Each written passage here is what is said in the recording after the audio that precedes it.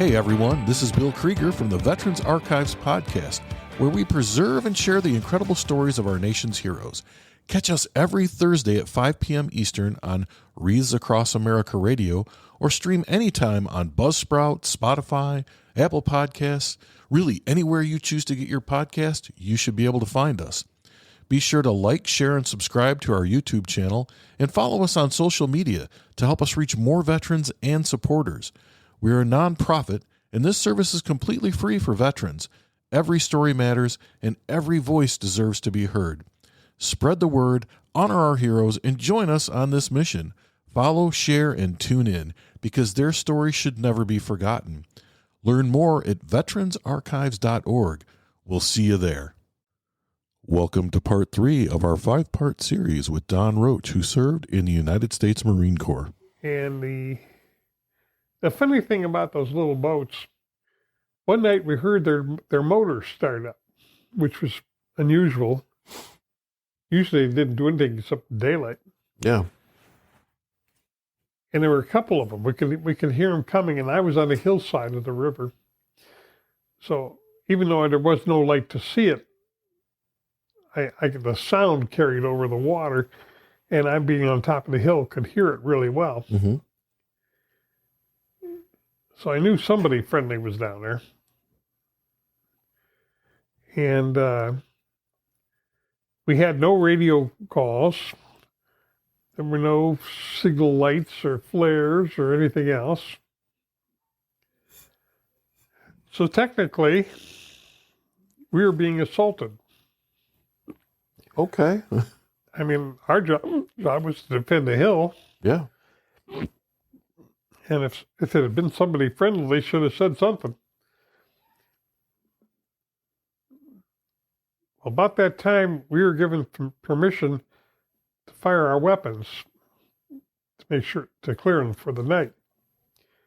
And about 2 clicks away from the hill was an obelisk the French had left. It was like a little tiny Washington monument. Mm-hmm. And these were milestone markers.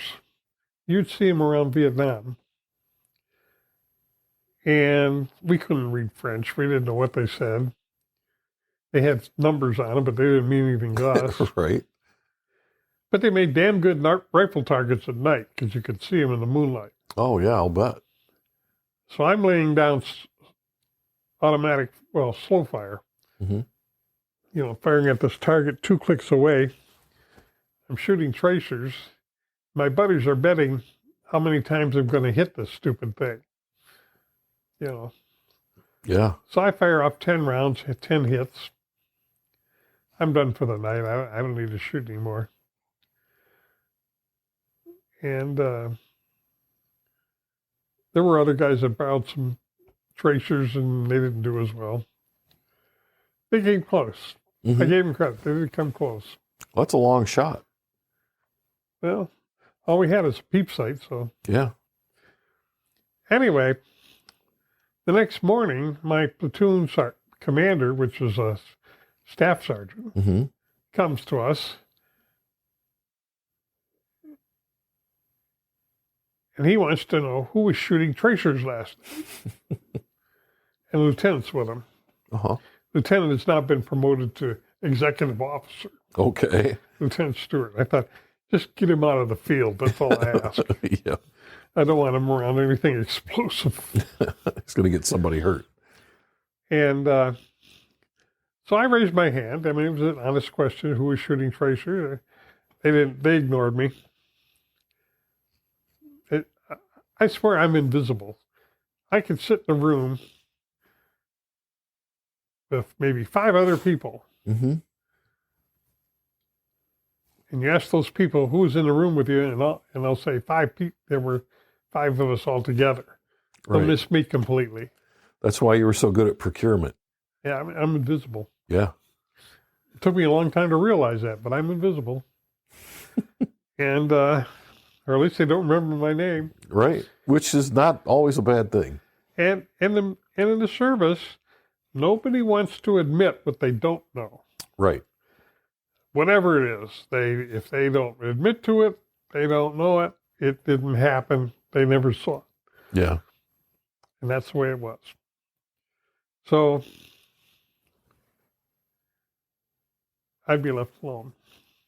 Anyway,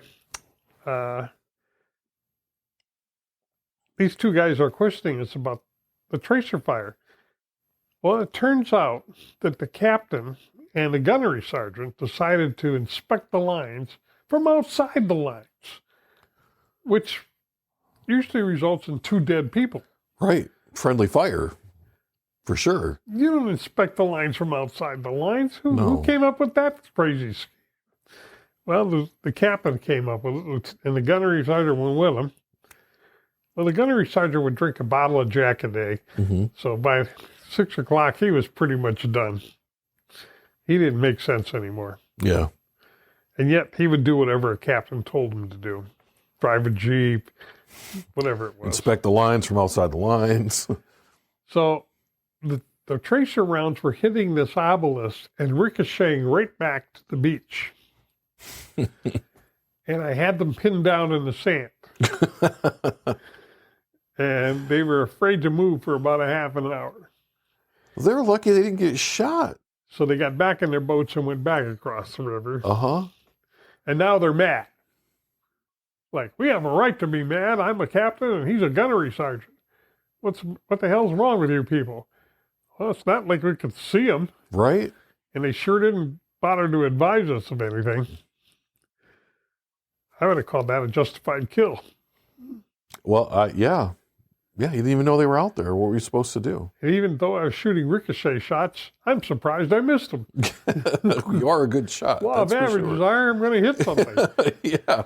Yeah, because you fired a lot of rounds downrange at that point. Those bullets are going to go somewhere. Yeah. So anyway, we survived that. Nothing came of it. And my last night on that hill, I was on watch about 2 o'clock in the morning. And it's very still, eerily still. There's no sound, no usually we'd hear rats chirping or something, but there was nothing.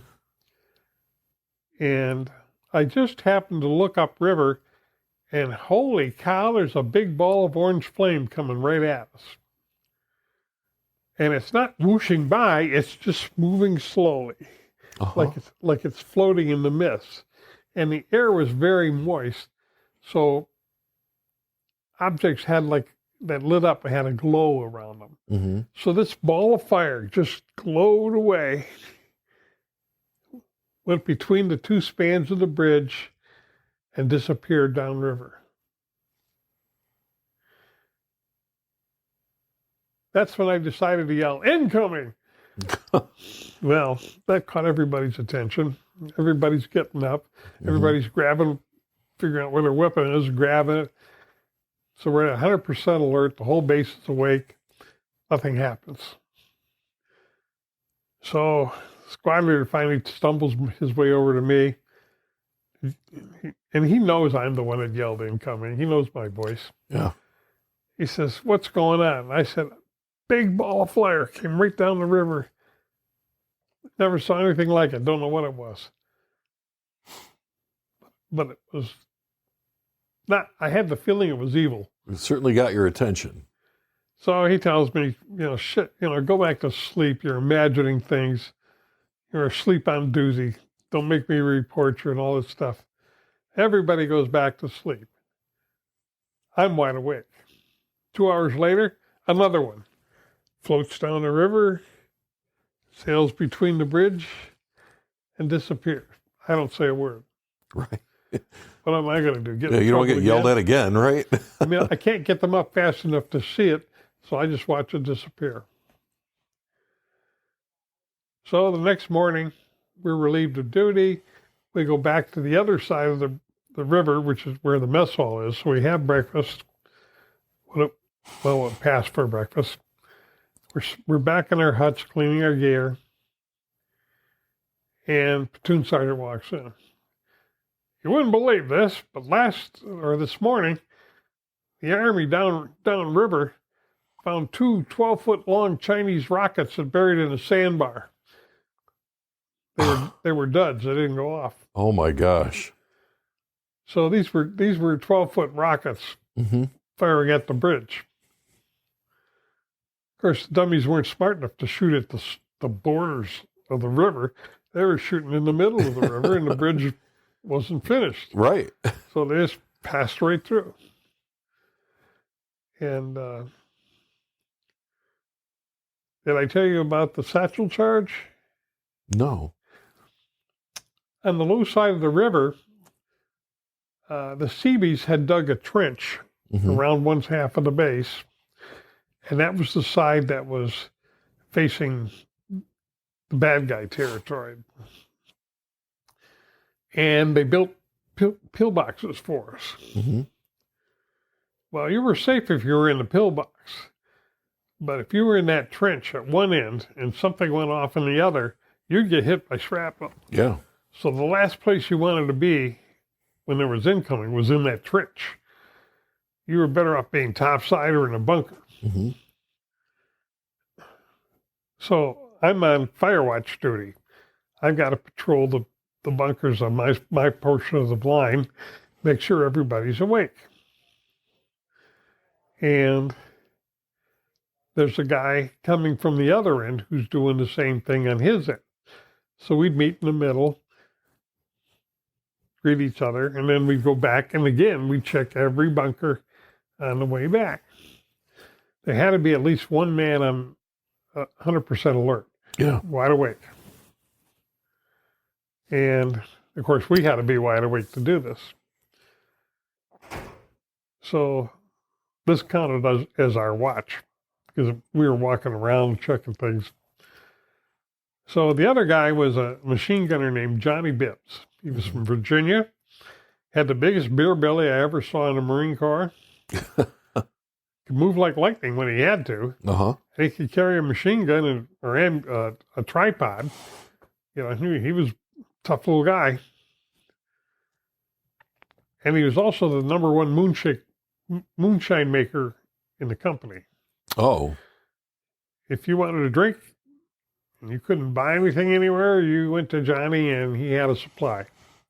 He always had a supply. I don't know what he used. Maybe you didn't even want it. I don't even know when he did it. Right. But machine gunners were kind of like separate. They were a separate platoon. They kept to themselves. And he was a character. Uh-huh. He was one of those guys that actually run moonshine in an old jalopy before he went in the Marine Corps. So he was pretty sure after several generations of his family doing it, he could do it just as well. And I do remember him tasting something one day, and he said, "Nah, doesn't quite have it." And he grabbed a can of lighter fluid and sprayed it in there. I said, "Keep away from me." Yeah. Yeah, it's one of those things where you don't want to know how that was made. I don't even want to breathe that stuff. Yeah. Yeah. And but enough people thought he was doing a good job that they enjoyed it. I didn't drink anything back then. Anyway, Johnny and I were doing this walk, and we got to the middle of this position, and I heard an explosion off base. Mm-hmm. And there was a sound in the air, a new sound. Whoop, whoop, whoop, whoop, whoop, whoop. Well, that to me meant something was flying through the air. I looked at Johnny, and he looked at me, and I yelled as loud as I could, "Incoming!" And we both hit the deck. And we were leaning up against the sand wall, you know. Uh-huh. Well, there was a mound of sand above us. Something hit that mound, and the sand trickled down on us. I looked at him, and he looked at me, and I said, "Run!" And we both went the opposite directions for the nearest bunker. Uh-huh. Get, like I said, get out of that trench, get in a bunker. Well, when I yelled incoming, that woke everybody up. And the immediate action was to fire a flare. So 10 different positions, all fired pop flares. Yeah. Take the cap off, and I never shot one in my life. Off they go. Rocketry. Yeah. Marines with explosive toys. Probably not a good idea. they were dying to fire these flares. Oh, I'll bet. We carried them all day. We had them next to us all night. now we had an excuse. So they fired the flares. So 10 flares are in the air immediately. There's nothing going on. Can't see anybody.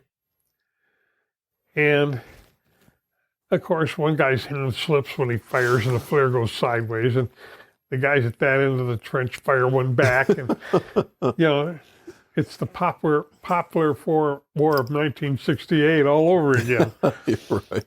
And needless to say, a lot of flares went up in the air. Green, red, white, any color, didn't matter. They all went up. So the next morning, Staff Sergeant McCall, our platoon commander, comes, and Staff Sergeant McCall, let me tell you about him. His name was Anthony McCall. Mm-hmm. He was KIA over there. He was the finest field Marine I ever met. The man reeked of command, authority, and ability. I never questioned anything he said or thought. Mm-hmm. I learned from it. And there were times he learned something from me, too. My squad leaders gave him my reputation. Like, I always know where I am day or night. You ever need to know where you are, ask him where he is, and you'll know where you are. He's a rifle expert. He says he was an expert with the M14. He got even better with the M16. So don't get in front of his rifle. Mm-hmm. Don't piss him off. And he's a good team leader. He explains things to his men. He gets them moving, and basically people would follow him anywhere. Except me. Yeah. So I didn't have any problem with being in authority.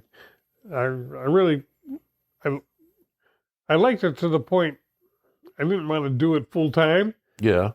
But as long as I was doing my job, it was okay to have some help that I could rely on. Yeah. And there were only certain times I didn't want help. And that was usually late at night when things were spooky. Mm-hmm.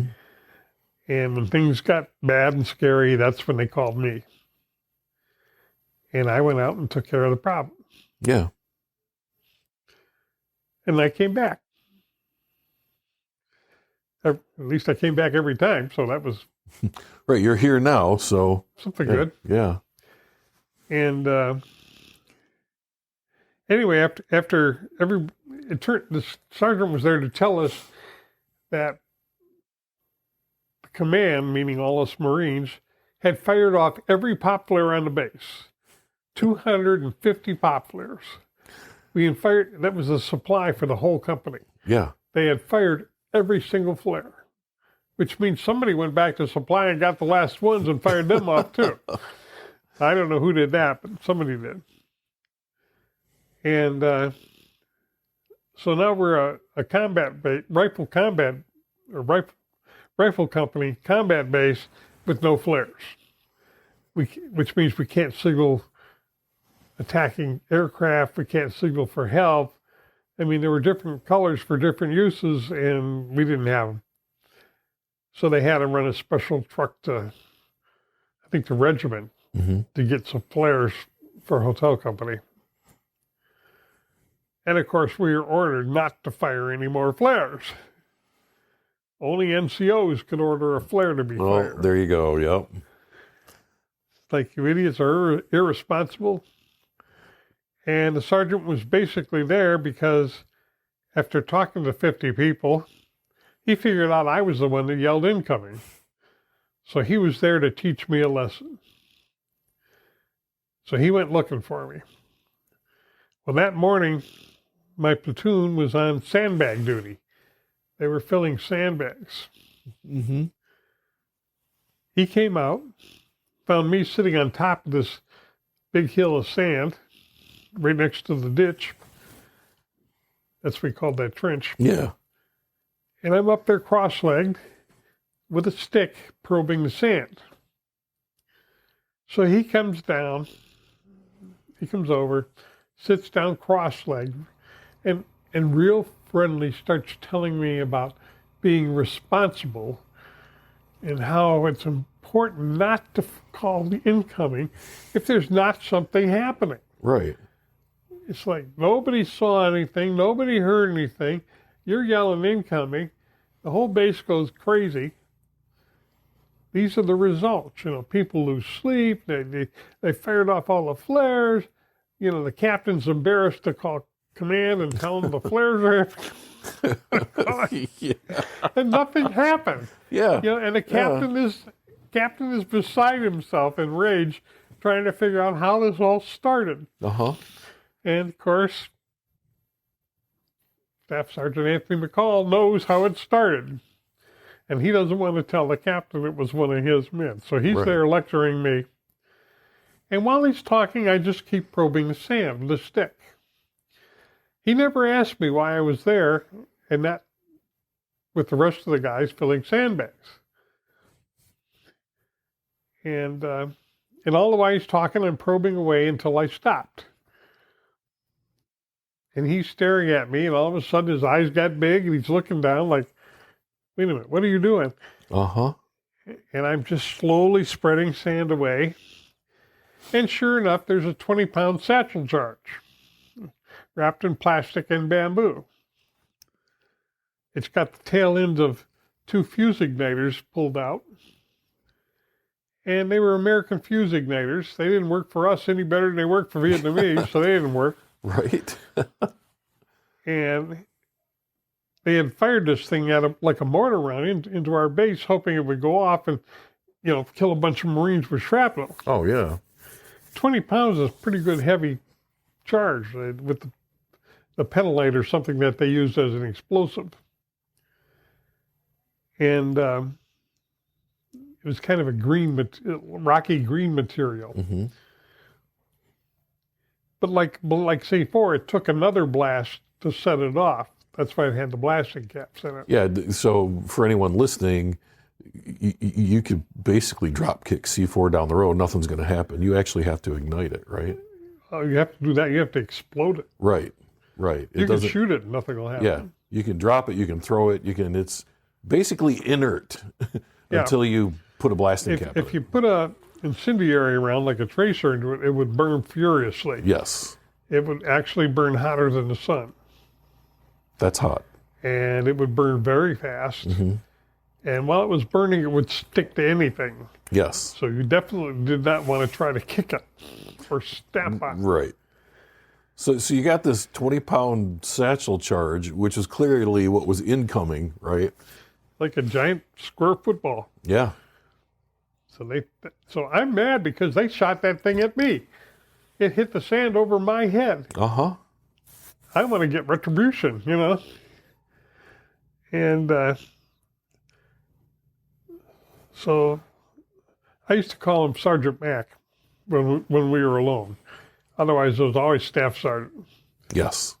I gave him that respect because he deserved it. So that's an interesting differentiation between the Army and the Marine Corps. Because I trained with I was military police, so I trained with the Marine Corps. And the Marine Corps will call their staff sergeants Staff Sergeant, whereas the Army, everyone's a sergeant until you reach a high level. So I always found that interesting. That's a lot of respect. Oh yeah. Yeah. So you called him Staff Sergeant. Yes, sir. Okay. Yeah, and when we were alone, I called him Sergeant Mac. Yeah. And I told him, I said, so he asked me, he says, what do you want to do with that? And I said, well, Sergeant Mac, I intend to take it off base and blow it. I've got all this stuff I need to do it. Mm-hmm. I was the undesignated platoon demo man. I carried all the blasting caps. Oh, okay. I didn't trust anybody to carry blasting caps. Yeah. If they needed them, they came to me. This is all without authority. Mm-hmm. I just did it. Right. And no one challenged you on it. Yeah. No. Yeah. Everybody will assume if you know what you're doing and you look like you know what you're doing, they assume you got the deal. If you own it, they're not going to bother you, That's right? Yeah. Well, the blasting caps came in a round, foam padded container, and they had holes in the foam for the caps so they wouldn't get jarred or banged or anything. Yeah. A blasting cap is very dangerous. It can go off when you drop it. It can go off from heat. It can go off from being squeezed too hard. Like when you poked a fuse into the blasting cap, you did it gently. And then when you push that into a stick of C4, you poked the hole in with a tool first and inserted the cap. You didn't push the cap in. I had learned all these lessons in Camp Pendleton, and I paid attention to these lessons like a hawk. And in fact, I took a correspondence course in mind flaying because I needed to know, if I was going to be out with my Marines, I needed to know how things worked. Yeah. What made them blow up and how you commanded it to do it. And what kind of pattern do you lay for mines anyway? What do you want to accomplish? I mean, some people think you just scatter them around. Well, that's not the way it works. Right. There's a method, right? Yeah, you lay the mines out so that you would literally scare the enemy into a field of fire where you could get them with the other weapons. Yeah. You didn't want them running away. You wanted them running one direction or another. Yeah, you basically are funneling them into your ambush. Yeah. Yeah. So you got this 20-pound. So I got this satchel. Yeah. And Sergeant Mac's eyes were bulging out of his head. And then he's beginning to realize, well, now I got something to tell the captain. There was not a false alarm. Captain's going to be happy. You still don't have any flares, but the captain's going to be happy. The captain's going to be, his attitude will change 180 degrees in a heartbeat. Oh, absolutely. And he says, well, Sergeant Mac, not to be one lost for words, says, well, let's get all the dud ammo out of the dud ammo bunker and blow it together. I think, well, that sounds like a good plan. Yeah. So we go down to the dud ammo bunker, and we've got 81 millimeter mortar rounds that didn't fire. We've got law rockets that people put on their shoulders, squeeze the trigger, and nothing happened. And we were ordered to bring those back to the base. Right. Or blow them, use a grenade to blow them in place. You didn't want to leave them there for the enemy with a warhead in them. Yeah. So we had several law rockets, mortar rounds. There were probably even a couple of frag grenades that had been thrown and didn't do anything. So not everything we were given was 100%. Things were built as best man could make them. But out of 100% of whatever man made, you got to figure 20% of it's going to fail. Absolutely. 10% from stupid things that didn't get done, and 10% because materials just didn't work. Yeah. Something in the line fell off. A spring disappeared, a hammer disappeared, whatever. Or you got fuzz in something, or dirt, or Yeah. So we've each got an armload of stuff. We start walking off base. And we did have a road with a gate, not a fixed gate, but a strand of concertina wire that had to be, pulled back. And there were gun positions on either side. They were manned 24/7. And so we're walking down the road off the base. And I want to go, a good 500 meters out, find a nice hole, and put all this stuff down below ground level, at least 500 meters away from the base. Well, we're out about 60 meters. There's a shallow depression, not really a hole. And Sergeant Mac says, this will work. And I'm looking at him, and I said, excuse me, Sergeant Mac, but I'm trying to explain, this is not really suitable for what we've got in our arms. He said, no, trust me, we got incoming, everybody get down, it'll be fine. I thought, yeah, it'll be fine because stuff will be flying around their heads. So I thought, well, live and learn. So I managed to moved the material in such a way that most of the warheads were pointed away from the base. Mm-hmm. But they still weren't as far below ground level as I would have liked. And I pulled out a couple of sticks of C4, got my blasting caps out, my fuse, got a piece of fuse off, burned it, timed it, so I knew what 3 minutes would look like. Because I figured we're going to need time to get back on the base and get everybody down. Right. Because they don't even know what we're doing out here. Right. I mean, only the guys in the line saw us walk out here with this stuff. The others don't know anything. Yeah. They're going to think something's going on. Yeah. Yeah. So we got to yell outgoing, not incoming. And of course, when you yell outgoing, people don't tend to duck as much. So we got to yell incoming and outgoing. Mm-hmm. I didn't know how that was going to work.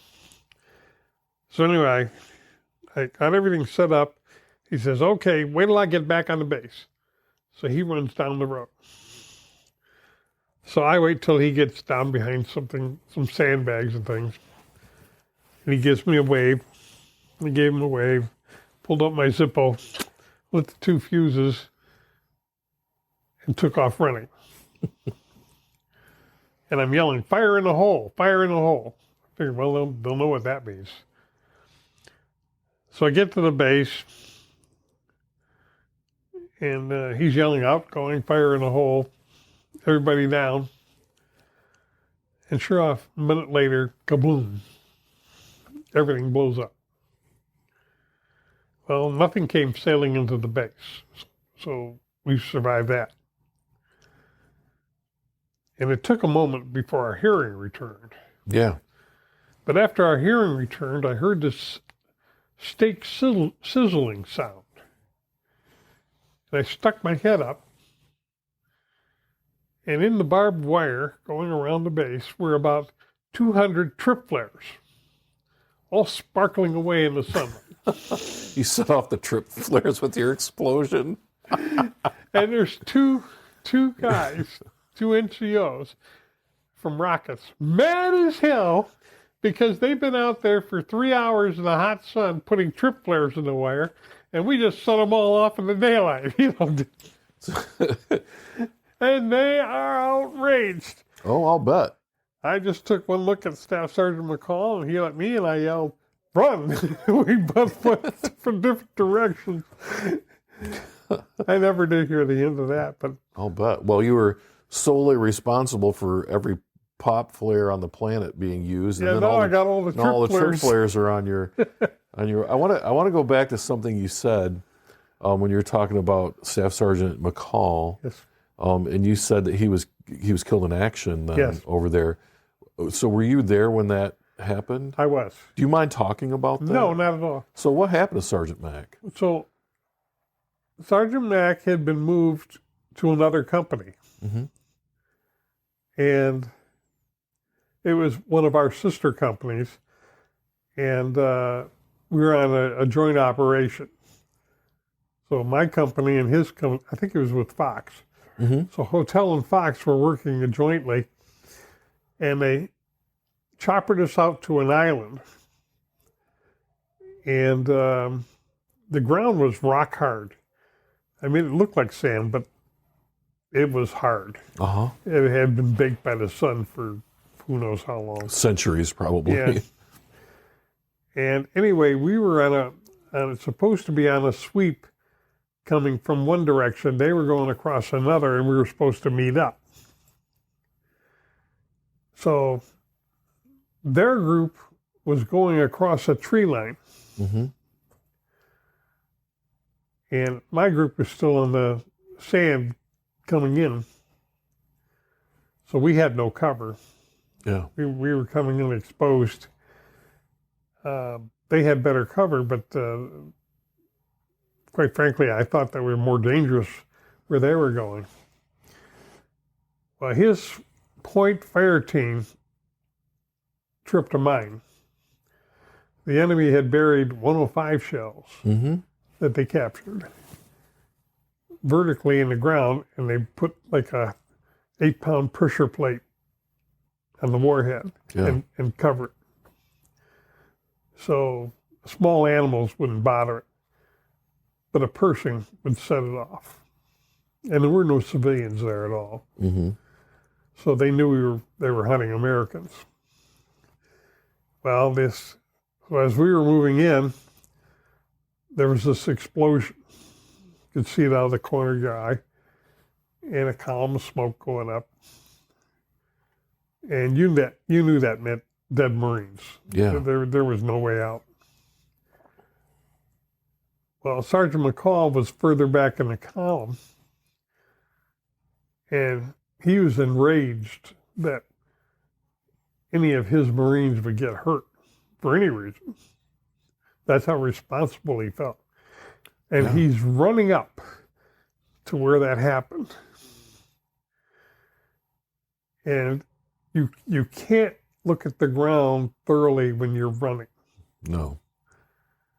And even if you can, you better be a damn good trail reader not to trip something else.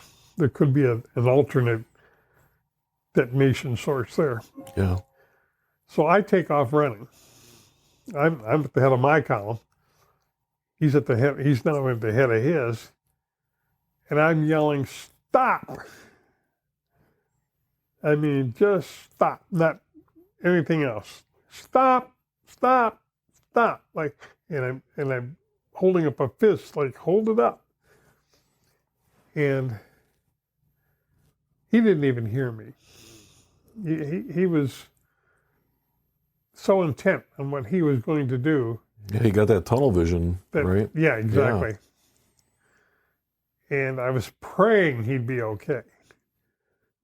I had no thought of my own safety. It was just trying to get in front of him and stop him. Mm-hmm. I knew I had to stop him before he got too close to where they set that thing off. And sure enough, he hit the second one. So I saw the flash. I saw his body go up. I didn't see anything come down. And I'm still running across this open field to that position. Yeah. And my inner sixth sense told me I'd be safe where I was going in from. That the smartest thing to do if you're going to bury charges was somewhere near the tree line, not out in the middle of nowhere. Right. Like, again, like I said, mind warfare, you're trying to direct somebody to go somewhere. Or to stop them. You don't lay it out in the middle of nowhere. Right. And I'm hearing, hold it up from my end. So I have to stop and go down to a knee with my rifle up to cover the guys behind me. And so I wasn't really allowed to get any closer. By then, his group had moved up to where he was, mm-hmm. or where he would have been, to figure out what they're going to do about the situation. And they moved us a different direction. We moved back to the east to more or less shield them from anything coming the other way. Yeah, because typically when you have that, there's an ambush somewhere coming afterwards, isn't there? You would expect it. Right. I mean, number one, now they know where you are. Right. And they know you're dealing with casualties. Yeah, which is ideal. Yeah. Anytime they can create casualties, they can get more dead than any other time. Well, and the thing, too, that the enemy knows, especially in Vietnam, is that we don't leave our soldiers behind. That's so right. if they can injure or kill soldiers or Marines, they know that now they've slowed you down because you're not going to leave your people out there. Right. Yeah. So it's a tactic. Yeah, exactly. Yeah. It's a tactic. So how many Marines did you lose that day then? Do you know? I never heard. Okay. I was completely certain Sergeant McCall was gone. Yeah. And any Marines that had been in front of him, 3 or 4 possibly, were gone. Right. A 105 shell, the warhead, is very powerful. And there is shrapnel from the warhead and whatever munitions blew up stuff inside. Yeah. I had seen people that got hit by shrapnel, and it's not pretty. No. You see a guy standing there with a piece of rocket fin sticking out of his leg, or from a small mortar to a big warhead. Sometimes it leaves a body in pieces. Mm-hmm. It's almost a matter of, I don't know if luck is the right word, but it's almost a matter of just, like, it's not the same every time, right? No, Yeah. it's not. It's always different. Yeah. We ran into an NBA patrol one night from Liberty Bridge, Mm-hmm. and I was back in the column somewhere, tail end Charlie probably, and the point team opened up, and they were firing waist high, and they hit the point element of the other team, and there were two NVA that were wearing grenades on their belt, which exploded. Oh. They got hit by bullet, Yeah. rifle fire, and exploded. So the next morning, we went back to the area to check it out. We found two bodies completely intact, except they were severed at the waist, like a razor blade. Yeah. So the trunks were on one side, the legs and shoes were over on the other. And those guys looked like they were wide awake. They probably never knew what hit them, right? You almost expected them to prop themselves up with their arms and say, "What happened?" Yeah. I mean, that's how uncannily real it looked. Except they didn't have any bodies; they were just their arms and their chest, And let's take a quick break. Hey, listeners, we need your help to keep the Veterans Archives podcast going. We're a nonprofit dedicated to preserving the stories of our nation's heroes, and we provide this service completely free to veterans. Your support helps us record, share, and archive these incredible stories so future generations never forget the sacrifices made for our freedom. Every donation, big or small, makes a difference. Visit veteransarchives.org to contribute today. Help us honor their service by ensuring their voices are heard. And thank you for your support, and thank you to all the veterans who have served our country. Well, how did things like that impact you during the rest of your deployment? Right. Well, number one, I never carried grenades. Yeah. I mean, I'm on point. I'm not going to wear grenades. No. Any part of me. And I carried a gas mask bag that had my C4 and blasting caps and stuff in it. That was behind me. Mm-hmm. I had pop flares in my jungle pants. But I had no grenades ever. Yeah. I didn't carry them. I knew how to use them. I was not good at it.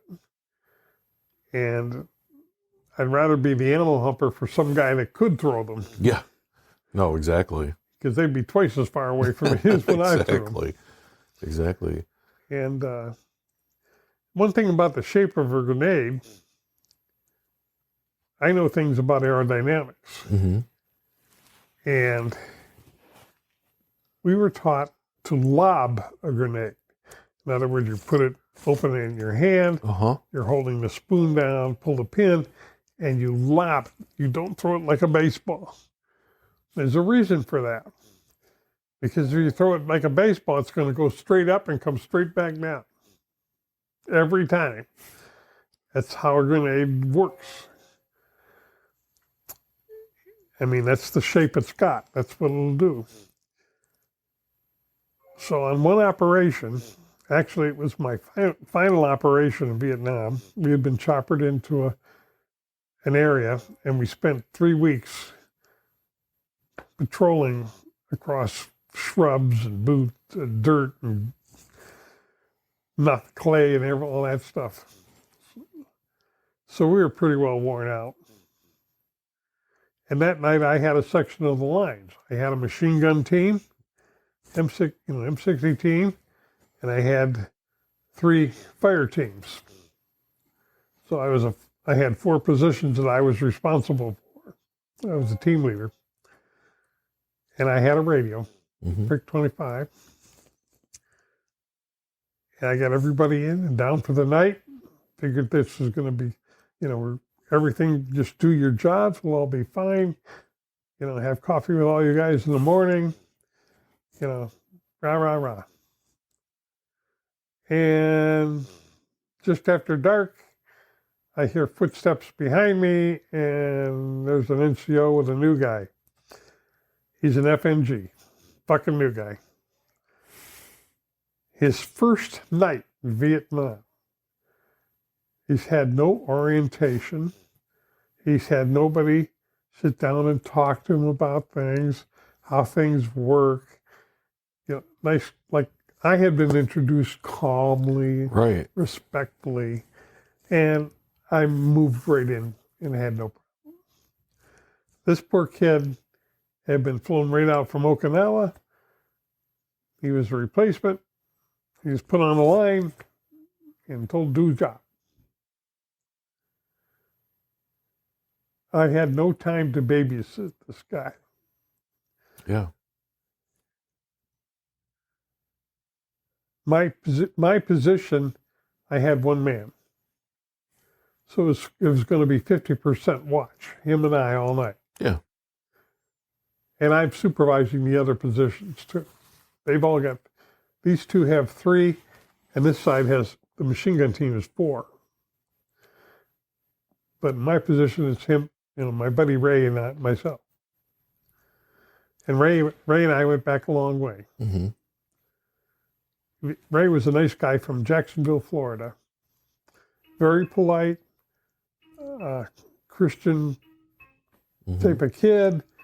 I would have been proud to introduce him to my family, even my sisters, Right. He was just that nice a guy. Well, Ray and I had shared an adventure. On June 5th, 1968, my battalion went on the float phase, they call it. We became a battalion landing team. In World War II, that meant boats with, bows that dropped and you came ashore in waves like in Okinawa or Guadalcanal. Yeah. In Vietnam, it meant helicopters. So we were attached to a helicopter squadron. So the entire battalion went to Red Beach in Da Nang and was going to move to a carrier where our helicopters were. So in order to assure us on how safe this would be, they decided to have a couple of helicopters fly the command group to the ship and have lunch so the officers could have lunch and then fly back. And this would ensure the enlisted troops how safe this was. Seems not? easy enough, right? That's officer thinking 101. Yes. So the guys go to lunch. So we're sitting on a beach eating sand in the sun. We can't go swimming. Well, there's sharks in the water anyway. Yeah. And the Vietnamese troops use grenades to fish, so there's chum in the water all the time. That idea didn't work out too well. Anyway, we're sitting there. It's just, and of course, Da Nang Harbor itself is beautiful. Mm-hmm. Everything above water looks beautiful. I have no idea what it looks like underneath because I can't get under there. But it's very serene and pretty. Blue colors everywhere. And my blue is my favorite color.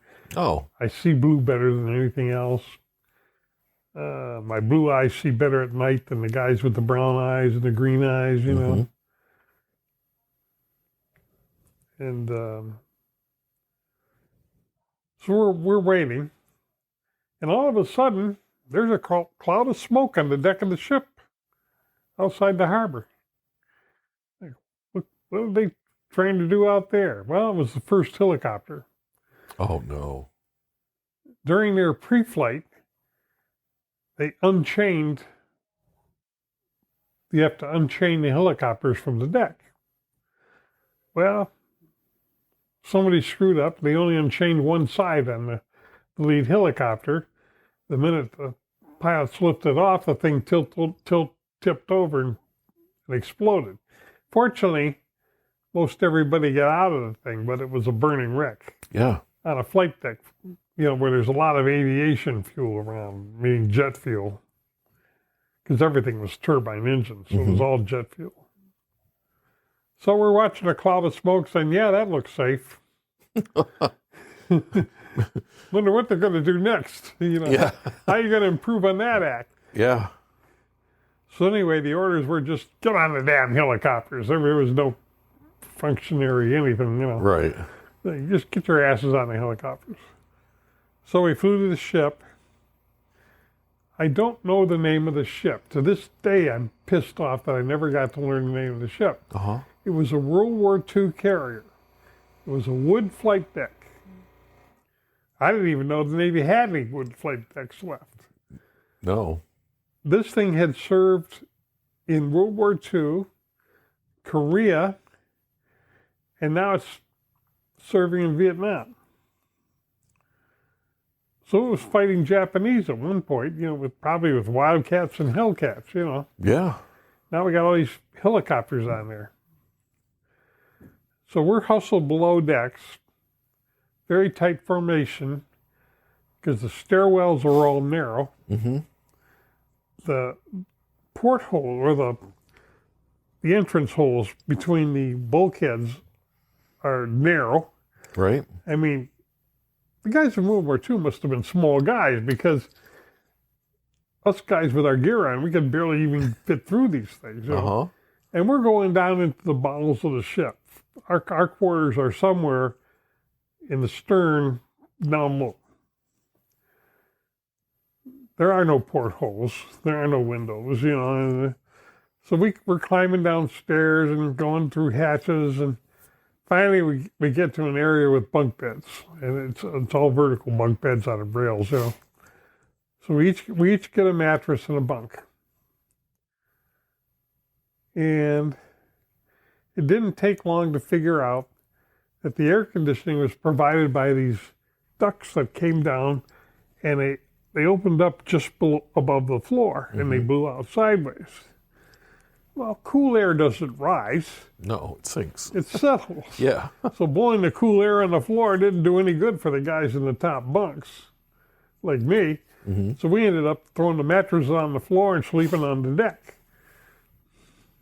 We didn't sleep on the racks at all.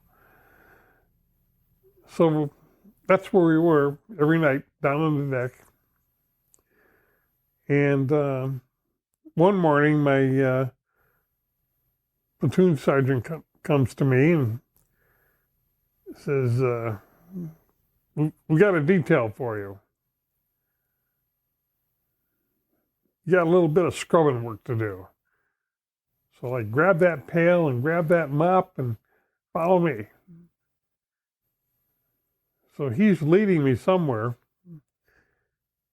And he turns me over to a seaman. So there's a sailor leading me through up and down ladders and around corners. And, I'm thoroughly lost. Yeah. I have no way to know direction. I can't read. I can read the numbers on the bulkheads, but they don't mean anything to me. Uh-huh. I don't know which ones be ahead of one or above one or whatever. And finally we come to a stairwell.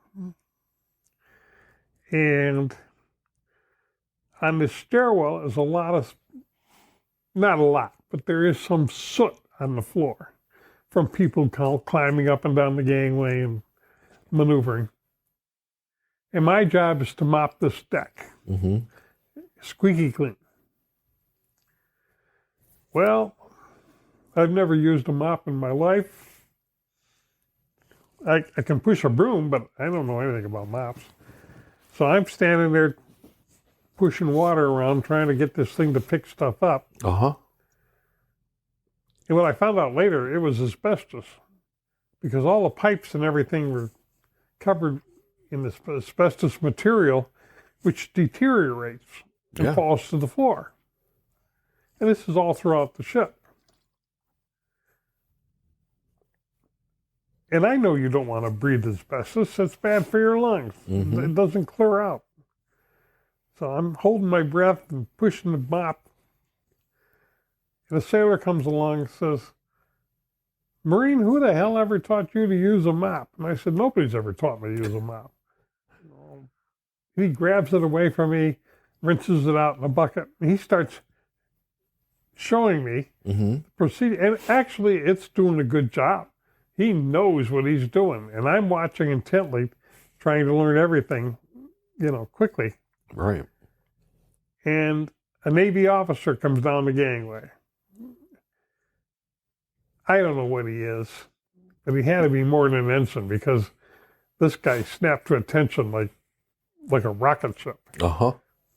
And the officer berated him just terribly. Stopped him from instead of asking him what's going on, I'm plainly standing there. Right. With nothing in my hands. Why am I watching a sailor scrub the floor? Well, the officer didn't bother to put two and two together. He just immediately starts screaming at the sailor, you listen this and you missed that spot and you're just, so you better be doing a good job. The compartment better be spotless when I get back. And I'm looking at him like, you're an idiot. I'm the one that should be getting yelled at. Right. I'll take what's coming to me, even if I don't like it. It's irresponsible for him to just start chewing the sailor up without knowing what's going on. And I'm trying to interrupt. He won't even listen to me. How do you interrupt an officer? Well, sometimes you just don't. there really isn't. I had never been trained a procedure. I'd barely been trained on how to report to an officer, much less how to interrupt one. Right. And I want to just shout out, it's my duty, So while this was still going on, I thought, well, time to leave. And I did. And somehow I found a PX, which sold Cokes and hot dogs. And I happened to have a novel in my back pocket that I've been reading. I thought, time for a break. And I deserve a lunch. Yes. I don't know where the mess hall is. I can't go there anyway. So I figured, well, time for a break. So I bought a bottle of pop and a hot dog, shoved them each in a pocket, and I headed for the forecastle. I got to the forecastle. It was deserted. I went forward to the capstan. The big capstans are there like giant mushrooms. I sat down, pulled out my hot dog, pulled out my Coke, and read my book. I spent the whole afternoon staring out the hawse, looking at the ocean going by. And that was my entertainment for the day. Wow. So at the end of the day, by now I'd had a second hot dog and a Coke. And I packed all my stuff up, put my book in my pocket, and started heading back to the aft end of the ship, asked 100 people 100 questions, and found my compartment. Oh. Yeah, that's huge because that's a big boat. My platoon sergeant was standing there waiting for me. Did I mention I don't have a bucket and a swab anymore? He says, where the hell have you been? And I just looked all worn out. Right. I said, Sergeant, I've talked to so many sailors on this boat. I kept telling him where I was supposed to go, and they kept sending me this way and sending me that. And he's laughing and berating, like, what a story. Hey, like, these idiots listen to these sailors. They're giving him, they're probably sending him directly the opposite of where he's supposed to be. And he thinks I'm doing all this. Yeah. And inside I'm thinking, foo on you, I've been reading my book in the forecastle. I know what a forecastle is, and I knew where it was, so that's where I went. So from then on, the next 3 days, I was in the forecastle every day, reading more. I finished my book. Oh. It's time to start a new one, So I went and bought a new one. And never told anybody about that, of course. So we get to Subic Bay on Luzon in the Philippines. And the first thing we do is switch ships. Mm-hmm. So we march off onto the dock from the one big giant World War II carrier to the somewhat smaller, brand new helicopter carrier, LPH-10 Tripoli. Yeah. So this boat is brand new to Vietnam. It's had one med cruise. So it's a fairly new boat. I mean, to us, it was like brand new. Shiny and new. I mean, the fixtures in the men's room, the head, are all pristine. Everything is new. Yeah. I was thrilled. You know, you could see yourself in a mirror that didn't have cracks in it and things. And, you know, and the showers all worked. Yeah. And they all had plenty of hot water. And the heads flushed when you wanted them to, you know. So it was a great experience. So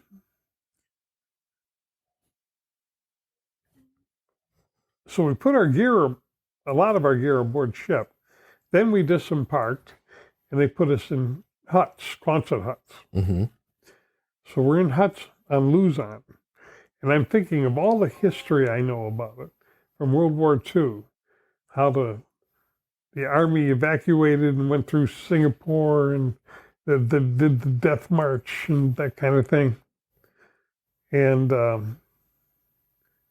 how the Japanese infiltrated and moved in, took over Manila and everything else, captured many people.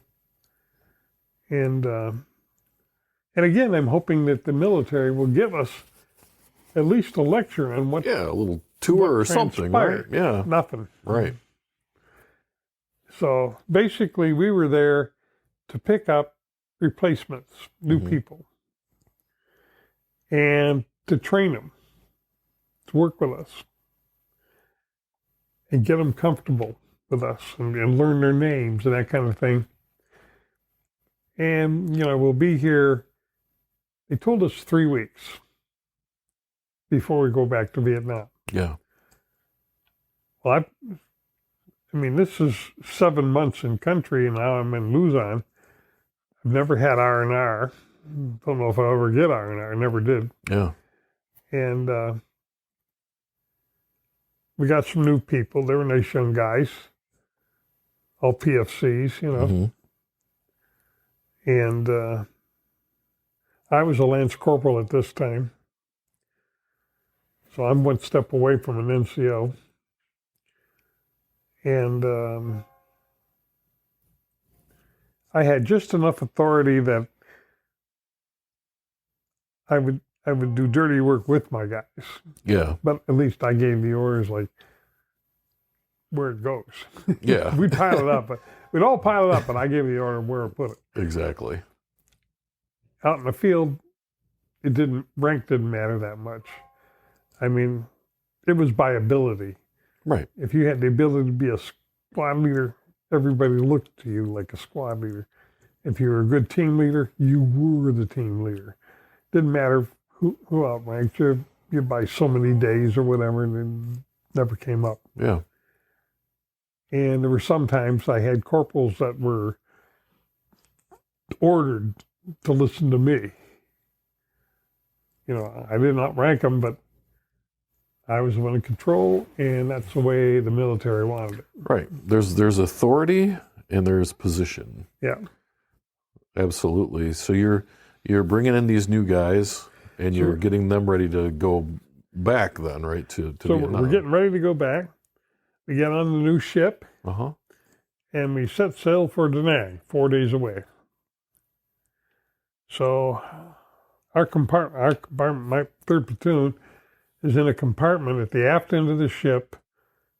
It's a 400-man compartment.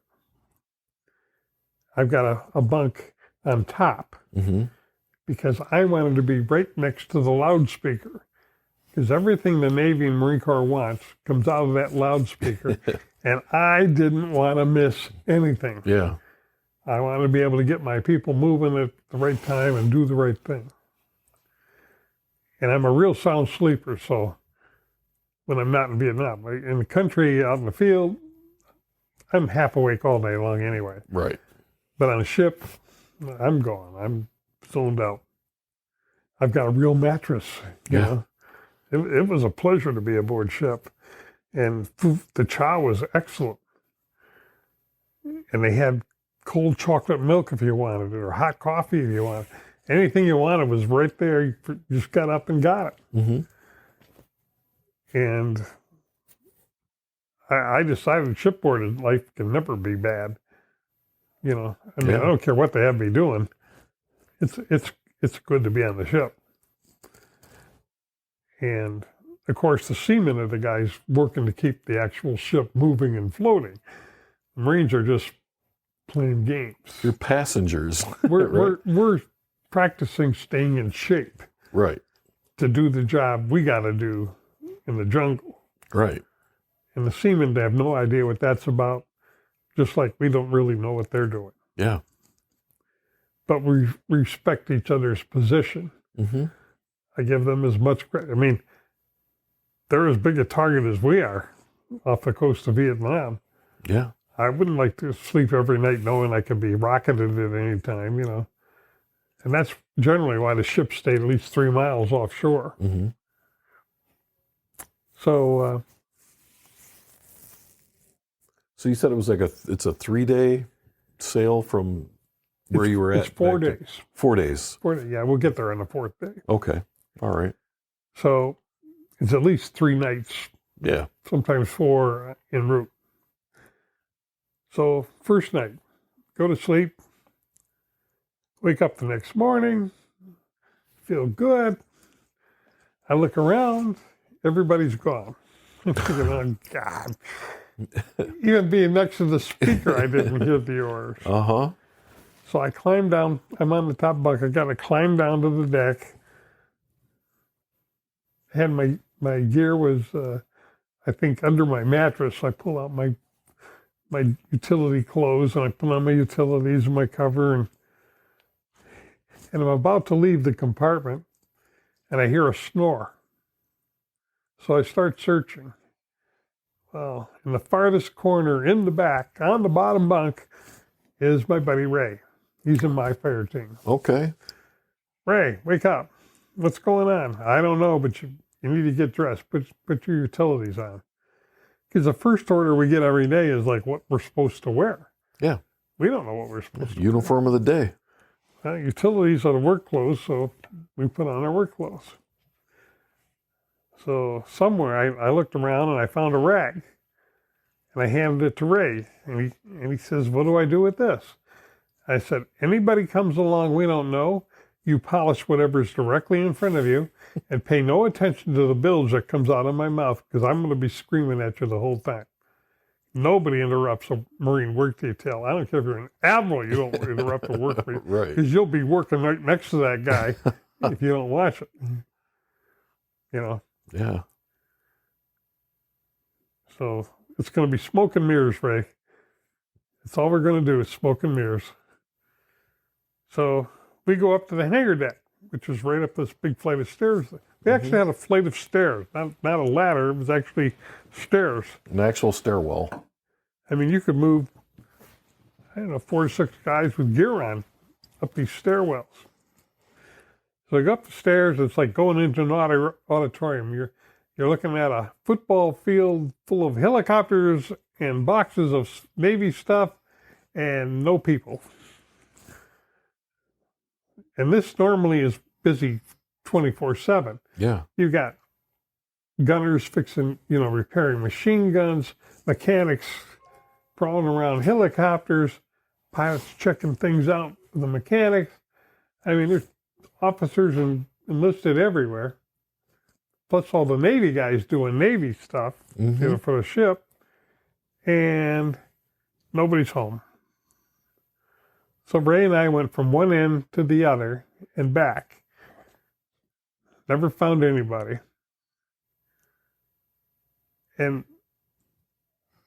Ray had a quirk. He was superstitious. So when he was superstitious, he became a nervous Nelly. So I had to keep keep calming him down the whole time. Well, let's go back to the compartment. Well, that made sense. So he calmed down. We went back to the compartment. I said, let's go below decks and check things out down there. So we go below decks.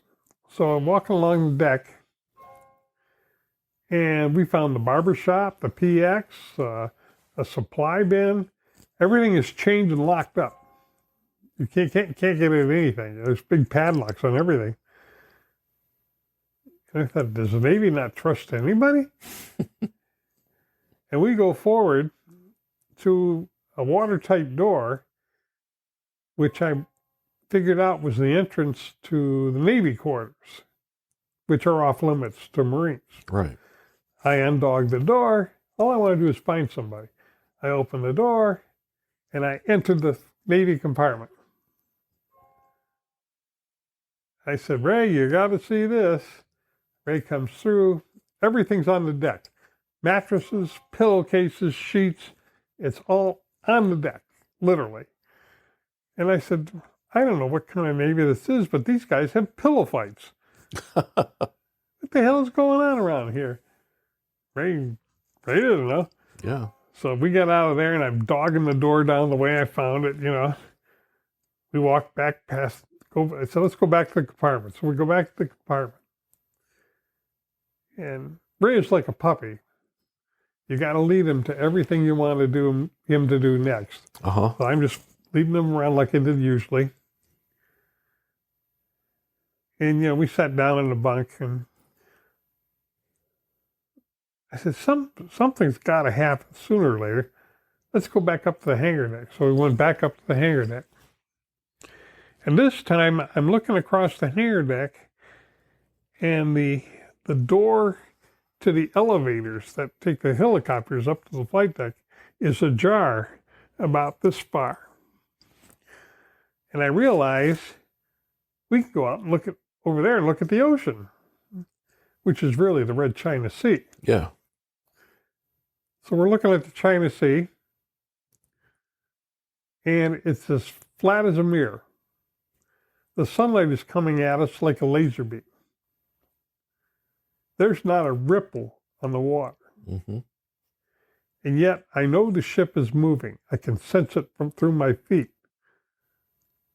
And I said, a boat this size Ray is from Jacksonville, Florida. He's been around small boats. Right. I said, a boat this size has to do at least 10 knots in order for them to steer it. I want to take a look outside the hull. So I squeezed through the door in the frame member there, and I'm sticking my head out. And of course, I can't see the bow because it curves away from me. Yeah. But I can see the wake. And sure enough, I'm figuring we're doing 10 knots. And from outside the hull, I hear a cough. And I'm going, mentally I'm going, oh my gosh. So I have to come back inside the ship to turn around and squeeze out the other side. All of us had the same social study books in high school. All those books featured a picture of New York tenements where they hung the laundry from one building to the other. Right. So every kid in America in public school saw that picture. The entire side of the ship, 3,000 men in their underwear, are sitting on these tiny little ledges with steel cable in front of them, leaning over the cable like this. I mean, there are row after row after row. They cover the whole stern of the ship, and I'm staring at them with my mouth wide open. I have never heard of this. I don't know what the hell they're doing. And of course, I'm in green fatigues, I stand out like a sore thumb. And my mind is racing through scenarios. Like, why would you want everybody outside the hull? Right. In their underwear. Radiation exposure. Well, no, we're not nuclear. We don't have any radiation on the ship. Right.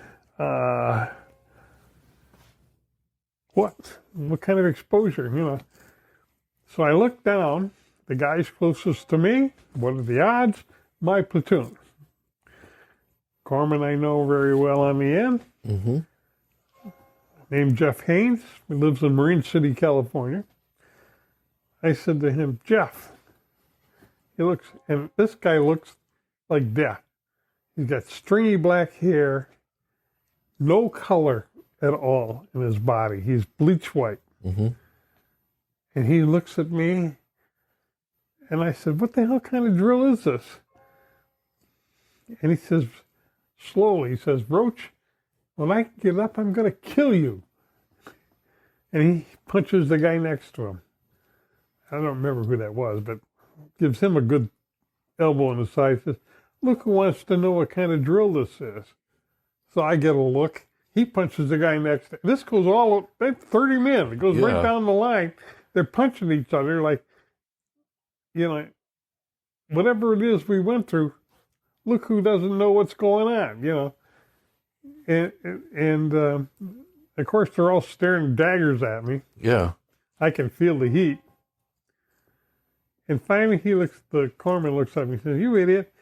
He says, we went through a typhoon last night. He says, this ship was rolling 40 degrees side to side, going up and down and turning all at the same time all night long. Where were you? And I said, asleep. Slept through the whole thing. Motion doesn't bother me. Yeah. So I got rocked all night long, and so did Ray, because he didn't wake up. And the two of us just had a great night's sleep, and there's nobody there, So I go back inside the hull, grab Ray. I said, Ray, you've got to see this. And I lean him outside. After a few minutes, he comes back and he says, what kind of drill is that? And I explained about the typhoon. And I said, you know what this means, Ray? There's nobody in the mess hall. We can get coffee. So we head to the mess hall just hoping to find some hot coffee. We get to the mess hall. It's a buffet. You serve yourself. Every buffet table is full. They've got 10 kinds of eggs, 10 kinds of French toast, 5 kinds of steaks, pork chops. Anything you want is cooked and ready to go, and it's steaming hot. I've never been at the front line in a mess hall in my life. I'm always coming in tailed and Charlie getting scraps. So Ray and I both we were stunned. So I yelled, ahoy. I didn't even know if Navy used that anymore. I said, ahoy, anybody on deck? Well, out from the back comes a short guy with a cigar and an apron wrapped around him. And I figured, and he's got tattoos, hash marks tattooed from his wrist to his elbow. He's been in the Navy a long time. Yes, he had. So I figured he's got to be at least a chief. I said, Chief, is it all right if we grab chow? And he says, help yourselves, boys. Grab some coffee and take that table over there, and I'll join you in a minute. Sounded good to me. So we filled our trays, and we got more food than we can eat, but we want to taste everything. Yeah. Watermelon. Oh, I haven't seen fresh fruit in a long time. Bananas. Anyway, and the steaks were good. Instead of being like the Marine Corps type where they're hard as rocks. Yeah. Anyway, so the chief came over, sat down, told us war stories for 10 years, going back to World War II in Korea. And I was more impressed than ever. And then he told us about the current situation. The Navy keeps sending me all these yahoos. That's what he called them. And they complain. We don't have enough men. It's not enough hours. It's too much work. He says, well, I'll tell you what. He stuck his chest out and he says, took a puff on his cigar. He says, I did all this myself this morning. In 20 minutes, I'll clear it all out, clean everything up, and serve lunch for 3,000 men. He's quite a guy. And if nobody comes to eat that, I'll tear it all down and start dinner. It says, if one of those yahoos ever complains at me again, he's going to be doing the whole thing all day long. Well, it sounds like you and Ray had quite an adventure on that ship. I loved every minute of it. I'll bet. The funny thing is, well, not funny, but the end result was the ship itself actually got torn up pretty good in the typhoon. Mm-hmm. It lost all its antennas, radar, all that stuff on the bridge was gone. We had a destroyer escort they were talking to with a walkie-talkie, World War II style, from the bridge. As long as the batteries worked in that was the only communication they had. Well, the electricians, rigged a new antenna for the radios. Right. And the helicopters had all been chained down inside, so they were intact. But the pilots were pretty rattled up. Oh, I'll bet. A lot of them never had sea duty, and this was not the way they wanted to start their Marine Corps career. Well, the shipboard adventure was very interesting, and we knew from the damage done to the ship in that storm that it was going to have to go to Subic Bay to get a refit. That was the nearest Navy repair facility. So everybody on the ground knew the ship was going to be going back. And when a Navy ship with Marine gear on it goes somewhere, it's got to have a Marine guard. Nobody wants the Navy blowing themselves up with Marine gear. That makes sense. Not knowing what it might have in it. Right. It was incendiary. I mean, it could be dangerous in a fire if nobody knew it was there. Right. Well, I want to stop you there because you were able to refit with your pop flares after the pop flare incident from earlier. Yeah. Okay. Yeah. So you got your new pop flares. I just wanted to point that out because I knew you guys had run out. But that was it was one of two pop flare wars in 1968. So they need someone to guard your equipment on this ship or boat. So we've been deployed. We're back outside north of Da Nang, or probably south of Da Nang. We were on a mission. I was on radio watch, and the battalion radio man called up for a radio check. I gave him the signal that all was clear, and he came back and said, "We need the name of one man to go back with the ship." Well, what was I supposed to do? I gave him my name, right, my serial number, and I didn't say anything to anybody. So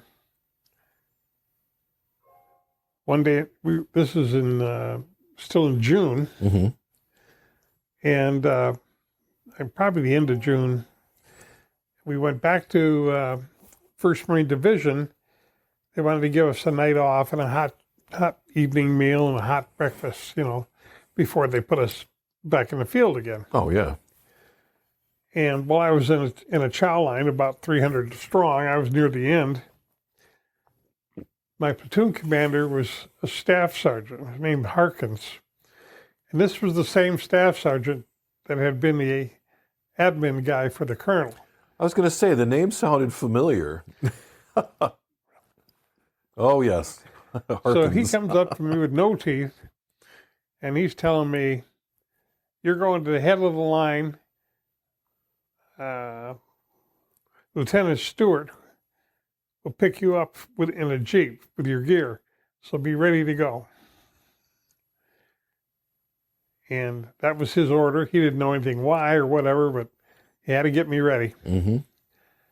So he marched me up to the head of the line, took the plate and the silverware from the guy at the head and gave it to me, knocks on the door, and mess hall chief came, and Harkins told him, "This man eats now and he eats first." Well, the mess hall, was probably Chief Petty Officer. I determine when we open the mess hall, and he starts going through all this bullshit. Right. And the Staff Sergeant Harkins said, "You can explain that to Colonel Love." Well, he decided he didn't want to do that, so he let me in. That wasn't a fight he wanted to have, huh? No. So I'm in the mess hall by myself, eating whatever I want. It's all fresh, which was unusual for me. Mm-hmm. And I mean, they had things like Jello that was still Jello. It wasn't soup. I'd never seen that in the Navy. So I had a big bowl of Jello because I liked it. Anyway, I ate real quick, came out, turned my gear to the next guy, and I had to run down a hill across the road up another hill to our barracks where my gear was. Mm-hmm. And by now, my whole platoon is watching this. What's going on, man? We're with you, man. They can't touch you, man. They think I'm going to criminal court or something. They think you've been arrested. I'm being court-martialed. And they're ready to grab their rifles and, say that's not going to happen. I was their point man. They didn't want to lose me. Right. I just waved. It's like, it's okay. It's okay. So I got my gear all together, and I just sat there until I heard a Jeep coming. And I grabbed my gear, and I started down the hill. And instead of running straight down the hill, I ran a diagonal towards the main gate. So the lieutenant, who had been my first platoon commander, he knew me. Mm-hmm. He was now the XO. He had to drive the Jeep to catch up to me. And he's looking at me like, what the hell are you doing? And he's just crawling along. Mm-hmm. Well, by now, the guys in the mess hall line have figured out what's going on. And they're yelling, he's going back to the ship. So they're charging down the hill, throwing canteen cups and silver. I mean, it looked like a herd of Vikings, Right. I jumped in the Jeep, and with my left foot, I stamped on the accelerator foot of the lieutenant, and away we went. He was in first gear, and boy, we showered those guys with a shower of rocks. We're barreling at the gate. They opened the gate. We went right through it. Lieutenant's hanging on the steering wheel for dear life. He doesn't know what's going on. Right. I finally let off the gas, and he's looking at me like, you're an idiot. But he continued driving. So we got on a helicopter there. We flew out to the ship, which was 3 miles offshore. Uh-huh. And away we went back to Subic Bay. So 4 days later, we arrived in Subic, and I had already stood a watch on the gear, so I had a free afternoon. And I wandered up the hangar deck just to watch the mechanics work on the helicopters. That was my favorite thing. Yeah. And, there were machine gunners and ammo loaders and all that kind of stuff. And I had no interest in that stuff. I had plenty of bang, bang, bang on the ground. I didn't need to look at it. Yeah. But the helicopters fascinated me. And the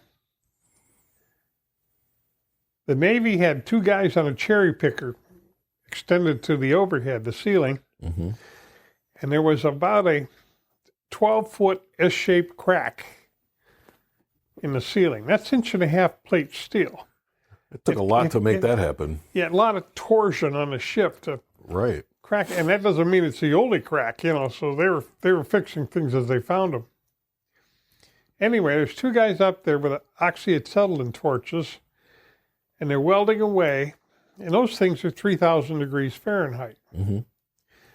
You think if they're going to do that on anything on the ship, they would first check to see what's on the other side of the steel. You would think. You would assume on a ship full of explosive jet fuel, right, which is what those helicopters ran on, yeah, that this would be a good idea. They didn't do that. So out of officer country, at the bow end of the ship, comes this chief petty officer running down the gangway yelling, "Stop the welding, stop the..." Well, of course, they can't hear him. Finally, he ends up on a platform, and he's doing this, and somebody on the deck finally spotted him, and they were able to signal the guys, turn off the torches. Uh-huh. And he's looking around, and he's yelling, he says, "I need 2 volunteers." Well, there was myself and one other Marine just standing around. We looked up at him like, "What do you need, Chief?" He says, "I need help up here." Okay, so we had no details, so we're going up the gangway. Uh-huh. He leads us into officer country, which is off limits, and across the ship. Now we're in the Admiral's stateroom. Oh. And it was a beautiful facility. He had couches, red leather, teak walls, and above his desk was a chrome-plated AK-47 that somebody gave him. I thought it looked stupid. I would have rather seen a picture of Admiral Nelson or something. Right, right.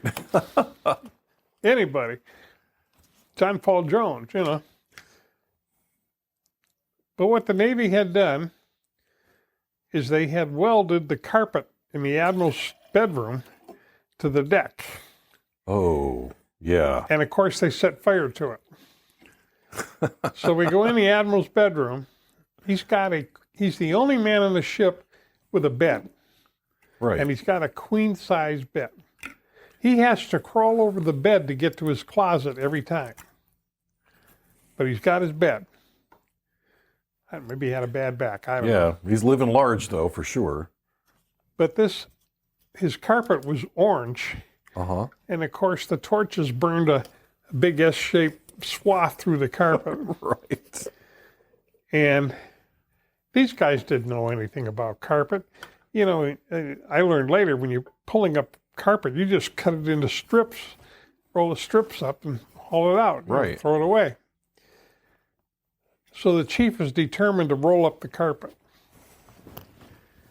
Well, so he and a sailor are holding up the bed. Mm-hmm. My buddy, the mariner, is at the other end, and we're in the process of rolling up this apartment-sized piece of carpet. Yeah, the whole thing at once. And of course, it's getting thicker and thicker. And I thought, this is not going out the hatch. Yeah. In one piece. It's just, there's no way it's going to bend at the door. But the chief is giving the orders. What can we say? We volunteered.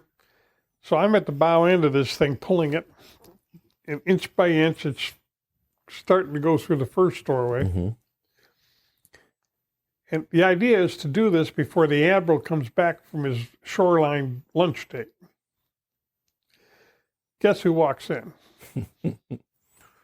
I'm standing there in a Marine utility uniform, no cover, no insignias, no rank. And he has no idea why I'm in his compartment at all.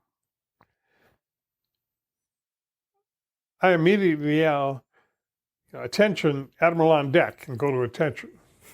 I can't salute because I'm not wearing a cover. Marines never salute without a cover. And on a work detail, you don't wear the cover necessarily. I had it in my belt behind me. So he just stands there, and it's like a volcano going off.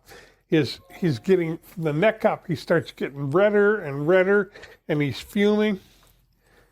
Let's just say he knew language my DIs never learned. They would have, I'm sure it would have had an immediate effect. I just stood at attention. Mm-hmm. So this tirade goes on for a minute or so, and finally gets it all out of his system, and he's yelling, what the hell is going on, Well, the petty officer is yelling, it's okay, Admiral, it's okay. And the Admiral yells, I'm the only one that decides what's okay on my ship. Who the hell is that? So the chief petty officer comes out, and he's trying to get his little white cap on. Uh-huh. The new one the Navy's had gone to. And he's saluting like a maniac. I mean, instead of just saluting, he's like Donald Duck. You know? Hitting himself in the head and everything else, right? And the Admiral's looking at him like, slow down and talk to me, And the chief explains briefly what happened with the welders and the carpet. The Admiral points at me and he says, how many more of them have you got in here? He says, just one. He said, get him out here. So the other Marine comes out and falls in beside me. And then he proceeds to tell the chief, you get Navy personnel up here. You never bring Marine enlisted up here. I mean, the only Marines up there are pilots, or the colonel. They're not supposed to be non-coms or enlisted up there. I mean, we've seen the secret sanctum, Right. Now his secret's out. Yeah. he's got a bed. Right. Well, I'll tell you the truth. The other Marine and I knew enough not to spread that word around. Yeah. So he yells, "You two, out of here." And as we passed him, he kind of whispered, "You guys are okay." So we were laughing all the way down across the ship. We get down to the midpoint on the gangway, and there's a bunch of Filipinos in white coats smoking. Well, these are the stewards that serve the officers and cook for the officers. And they're gabbling away in big Filipino, which I took 4 years of German. I've been exposed to a little bit of Spanish, but Filipino is an entirely different level. It's just gobbledygook. There was no figuring that out, was there? No, there's nothing similar to any European language. Right. And I've been able to speak with people from Belgium and Holland, and but Filipino wasn't going to work.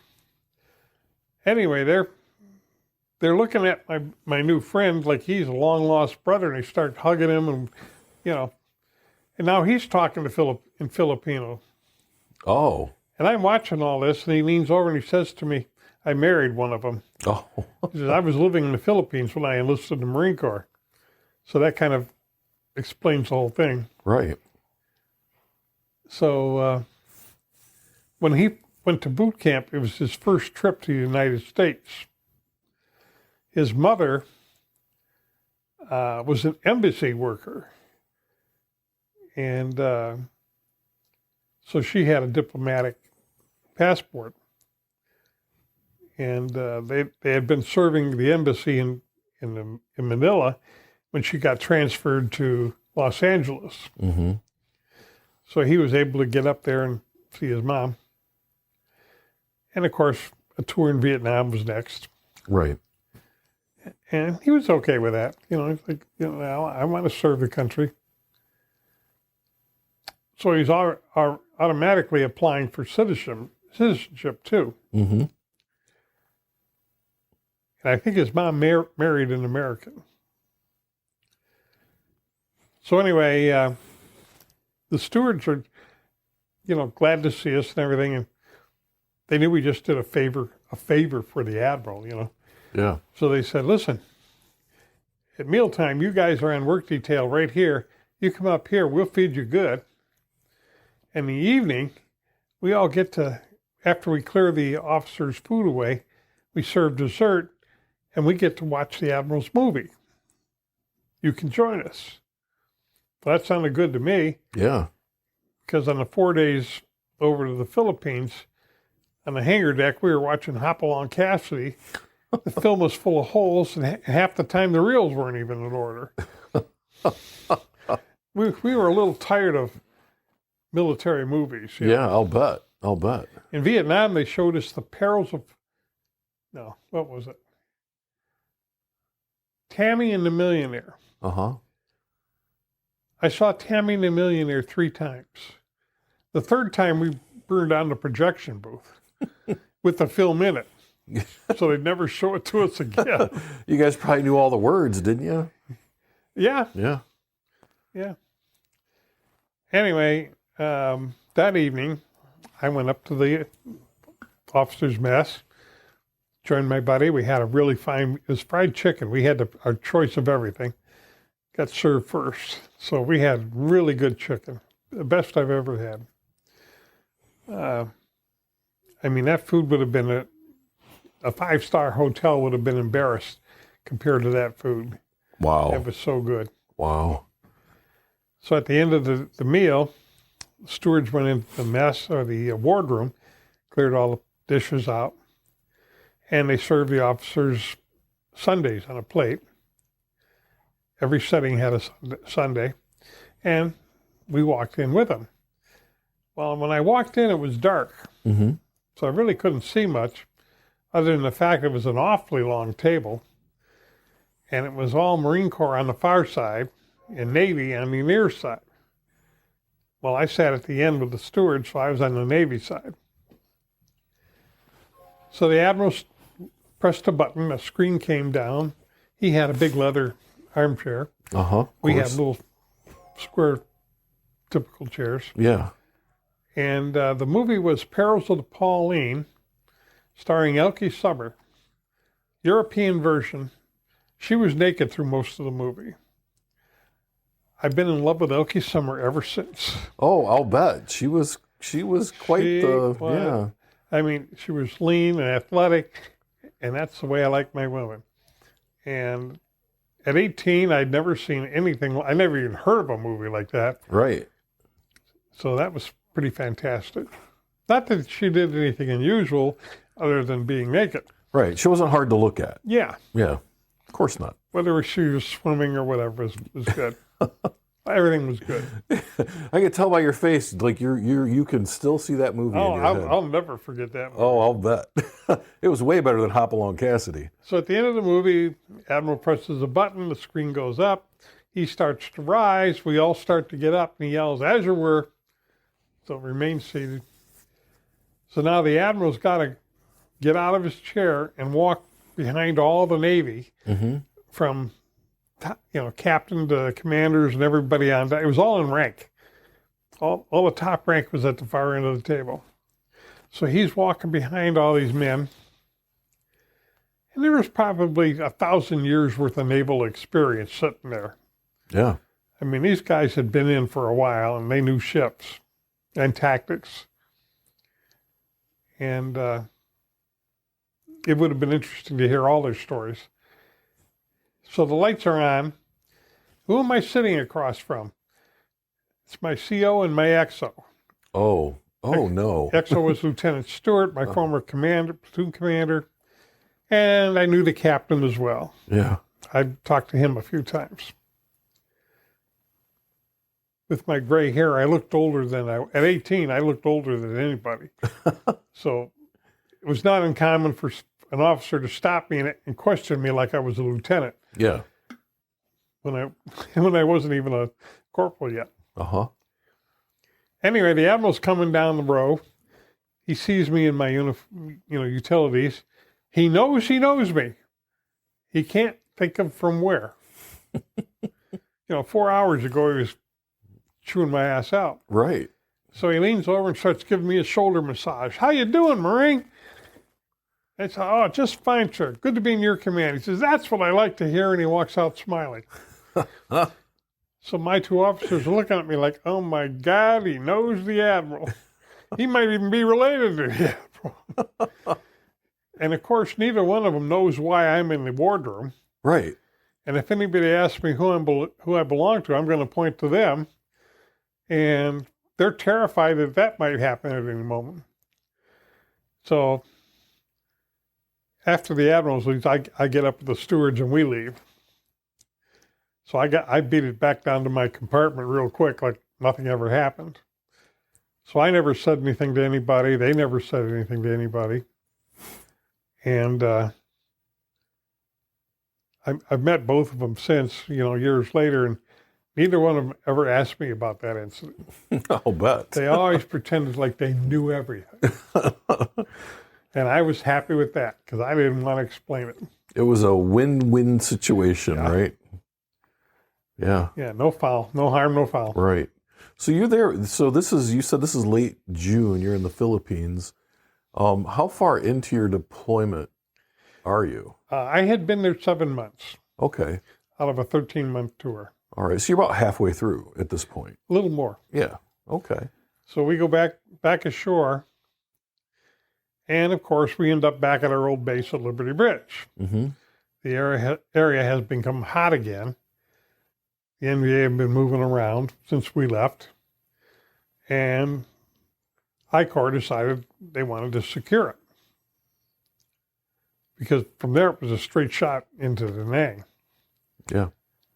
So now we're back on our old base and all our gear is out at sea. Figure that one out. Anyway, we were doing our duty, patrolling whenever. And I guess I should tell you about one patrol in particular. We were reaching the outskirts of our patrol area, and we came across a bunch of villagers carrying pretty much as many of their personal belongings as they could carry. Mm-hmm. And we asked them what was going on. And Andy, who had been my first team leader, spoke pretty good Pidgin Vietnamese. So he's interrogating them. I'm trying to help as much as I know. And they explained that they've got to get out of their ville before dark when curfew starts because the NVA move in. And the NVA have been occupying the ville at night, Mm-hmm. eating their food, burning their candles. I mean, these people had nothing. They lived in bamboo huts, Yeah. with dirt floors. They didn't have furniture. They slept on the ground on mats. And the NVA would come in and disrupt everything and, felt like they had the freedom to do this anytime, anywhere. And so they would evacuate the village and go back in the morning when curfew was over.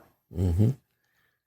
Try to return to the shambles of their lives, Well, Andy and I looked at each other.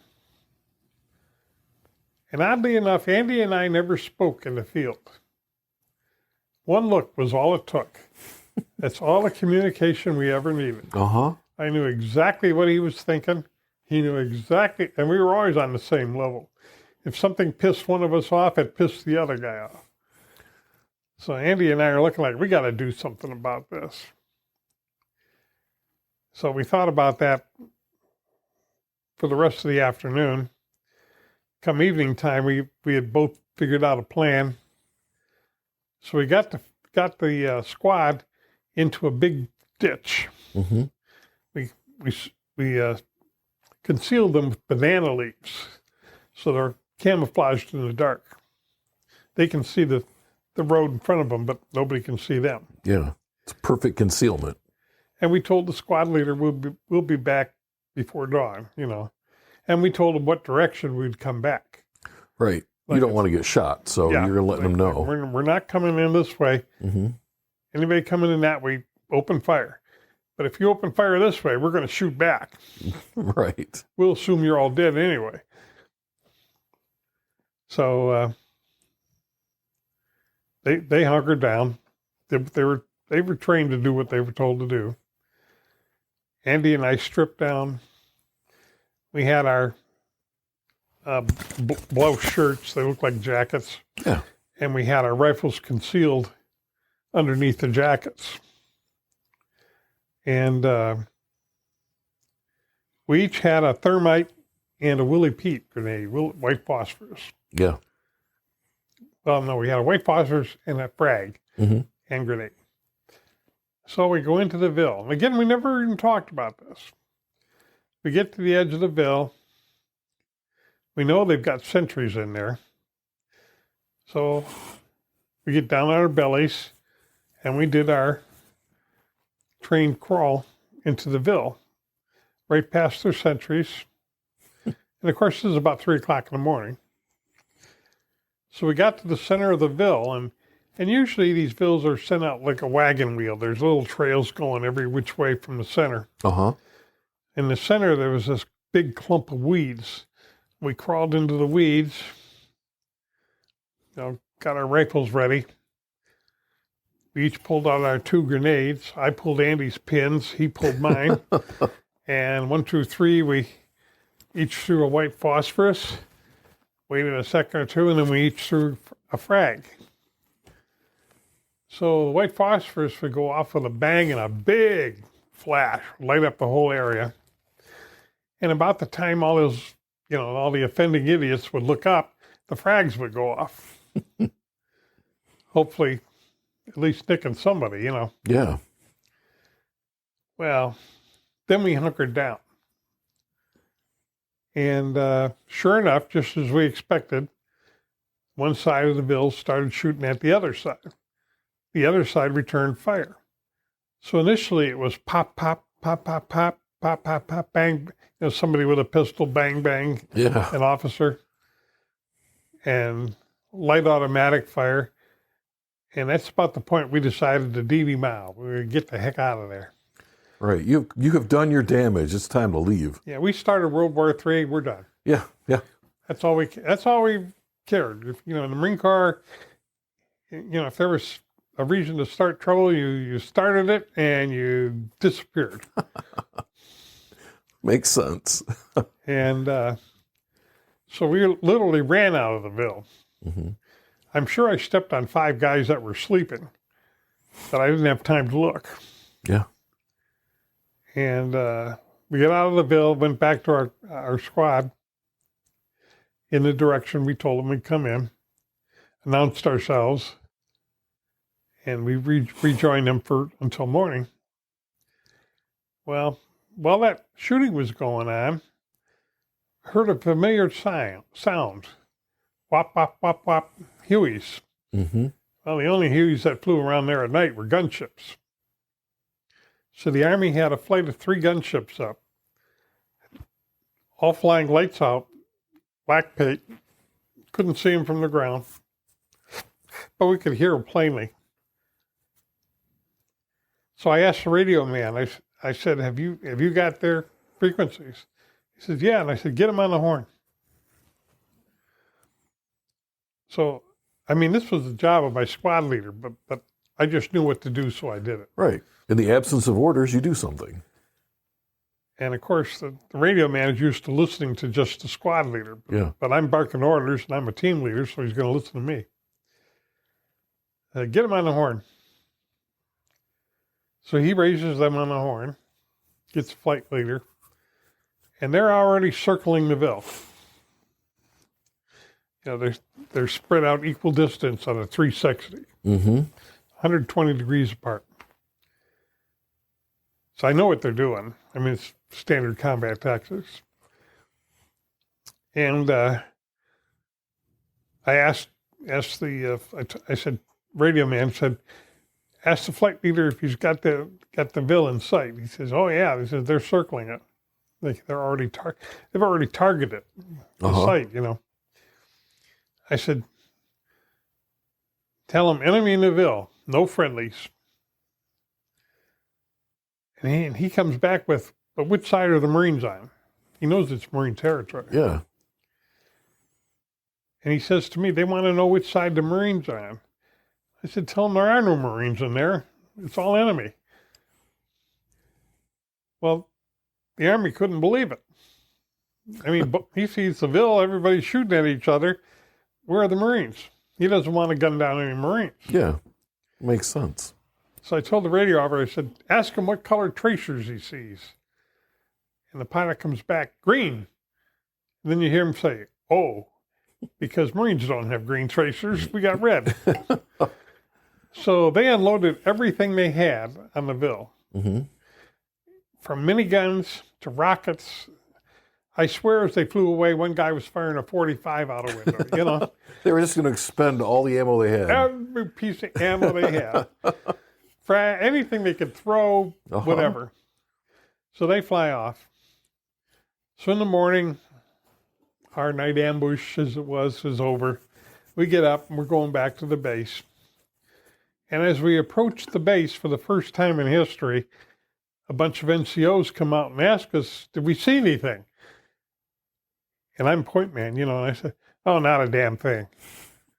Like it was a quiet night. Yeah. He says, wow. He says, the Army sent a recon helicopter out this morning to that Ville that they attacked last night.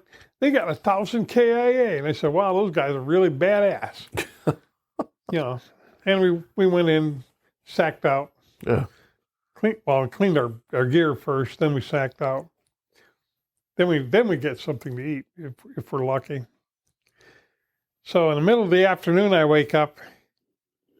I thought, I got to find Andy. Mm-hmm. And he used to hang out with a mortar team on the other end of the base.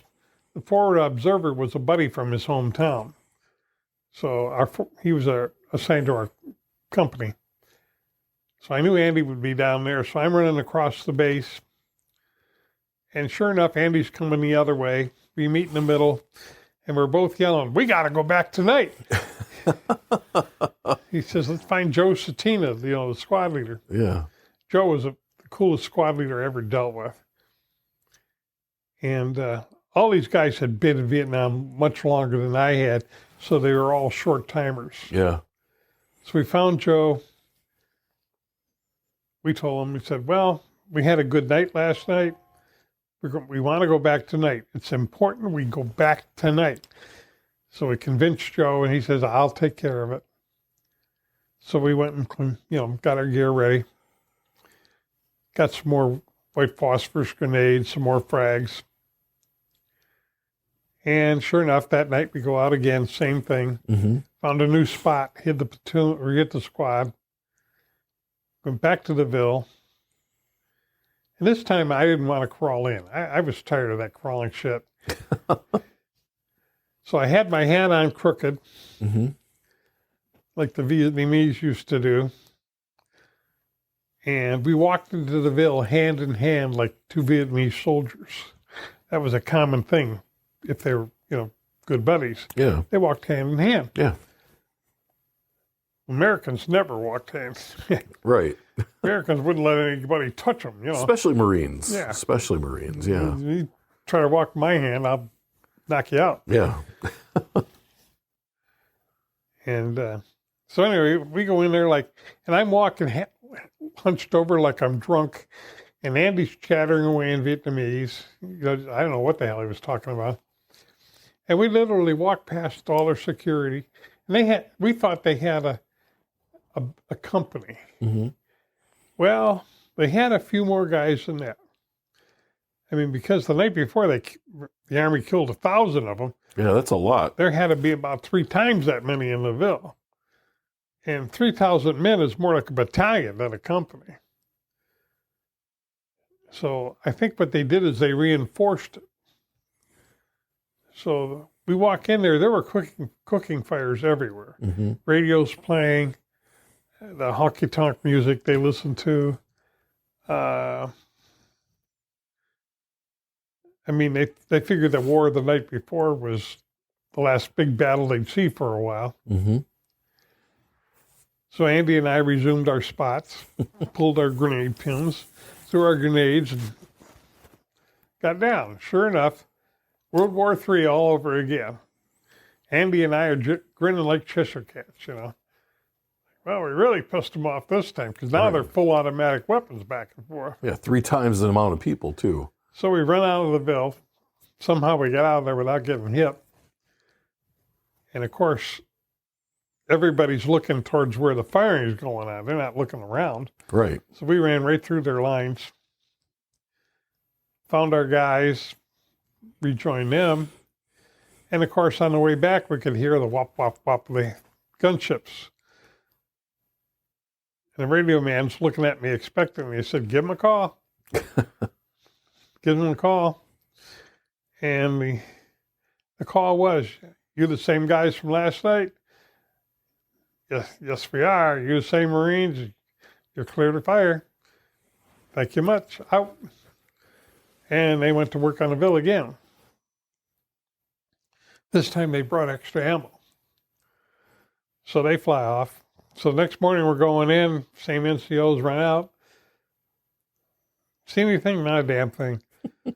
Wow, the Army did a recon flight this morning. They claimed another 500 NVA killed. I said, wow, those guys are badass. Yeah. Went to take our nap. And that'll never make the history books. I mean, nobody ever knew about it. Nobody could confirm it. Right, but you were there. I was there in the Army. I knew the Army guys were happy with their work. Right, yeah. They had photographic evidence. Yes. And I was happy we got 1,500, communists in 2 nights. Yeah. And anytime you got a body count, you're doing really good in Vietnam. Right, that was a big deal over there. A big deal. Yep. So how long were you at Liberty Bridge then for this stint? Was that the last place you went, or did you go someplace else after Liberty Bridge? Well, we got deployed to other operations. The next operation in September was Operation Dodge City. Mm-hmm. And believe it or not, the issued maps literally said Dodge City on it. And that was an NVA haven. Uh-huh. They didn't approach that lightly. They knew it was a stronghold. They didn't want to waste lives. Unless they had supporting fire of some kind, they never went in there. Mm-hmm. Well, guess what? We got a new battalion commander. God knows where he came from. But he's out to make a name for himself. He hasn't got much time left to get qualified for general, or he'll run out of enlistment time. Right. So he needs a win. He needs a big win. He needs a big win. So he marched the whole battalion to Dodge. It was several miles away. Mm-hmm. Marched us all the way to Dodge City. And we got no supporting fire. We got no air power, no gunships, and the Marine Corps didn't have gunships. Right. We had Phantoms and Crusaders, but no gunships. And Corsairs flew at night. And so here we are faced with the biggest bill I'd ever seen. And we're supposed to assault this bill. So we moved up to position probably about a click or less from the bill. Mm-hmm. Sat up for the night. That night, I had a section of the line. So I had an M60 position to my left. I was in the middle with one man. I had two men on my right. So we were shorthanded. Mm-hmm. We were spread pretty thin. And the M60 team I had was moderately effective as a team, worthless as individuals. One of the members was the local moonshiner of the outfit. I mean, I don't know if they carried it in their canteens or what, but you try to get them to do anything, and it was like herding cats. Yeah. It wasn't going to happen. Yeah. So I got them over there, and their corporal was a guy named Frenchy Caravel, and so Corporal Caravel had that position. And they're only supposed to open fire on my orders. So in the middle of the night, we hear noises to the front of our positions, and the Marines and I. Uh-huh. And I've got a claymore out there.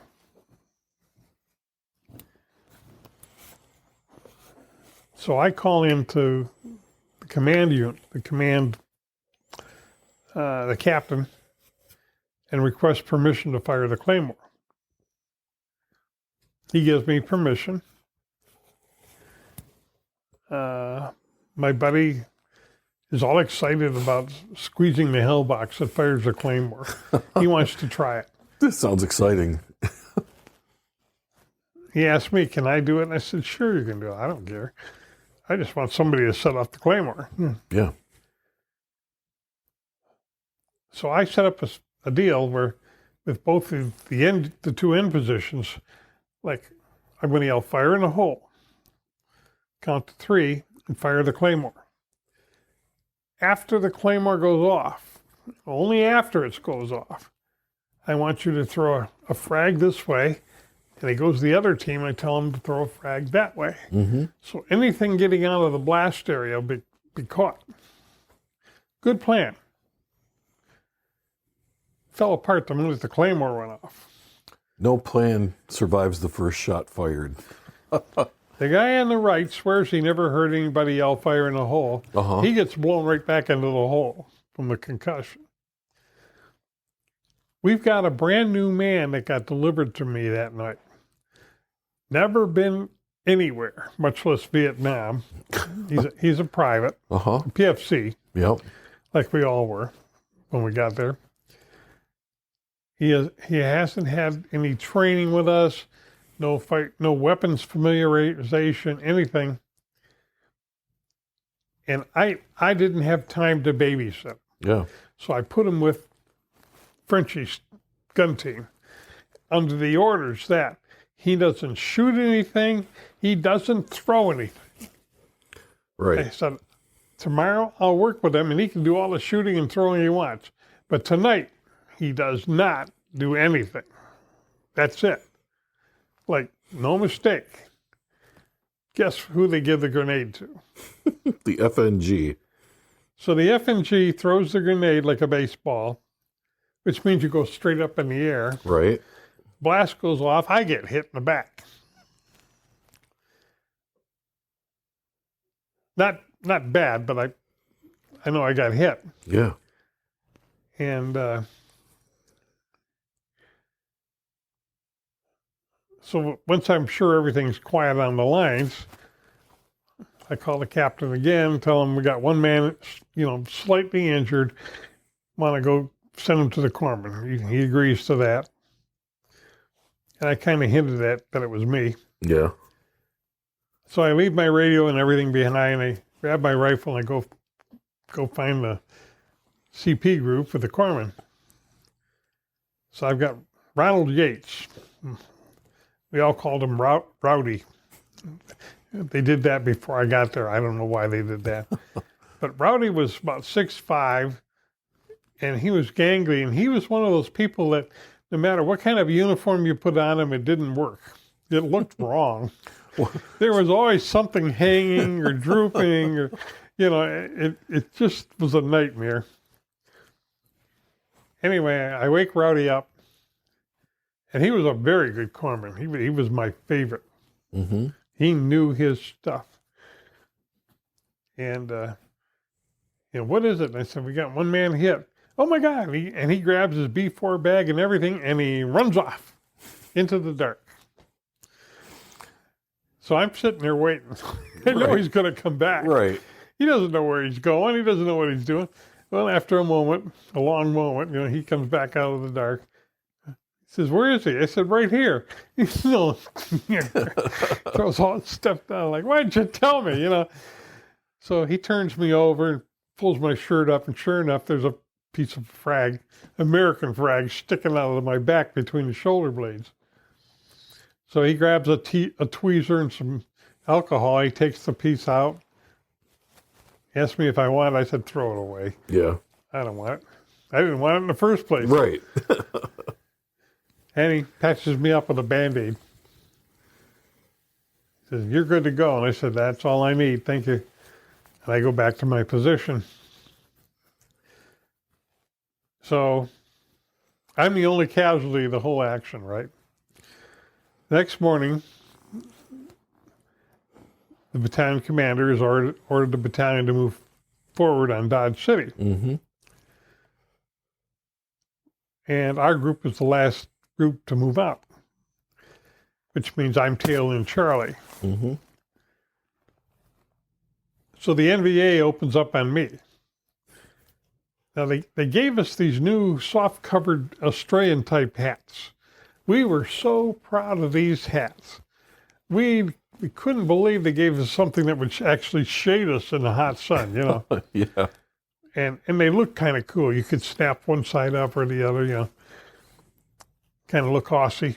Oh yeah, I know what you're talking about. Those... And they were camouflage. Uh-huh.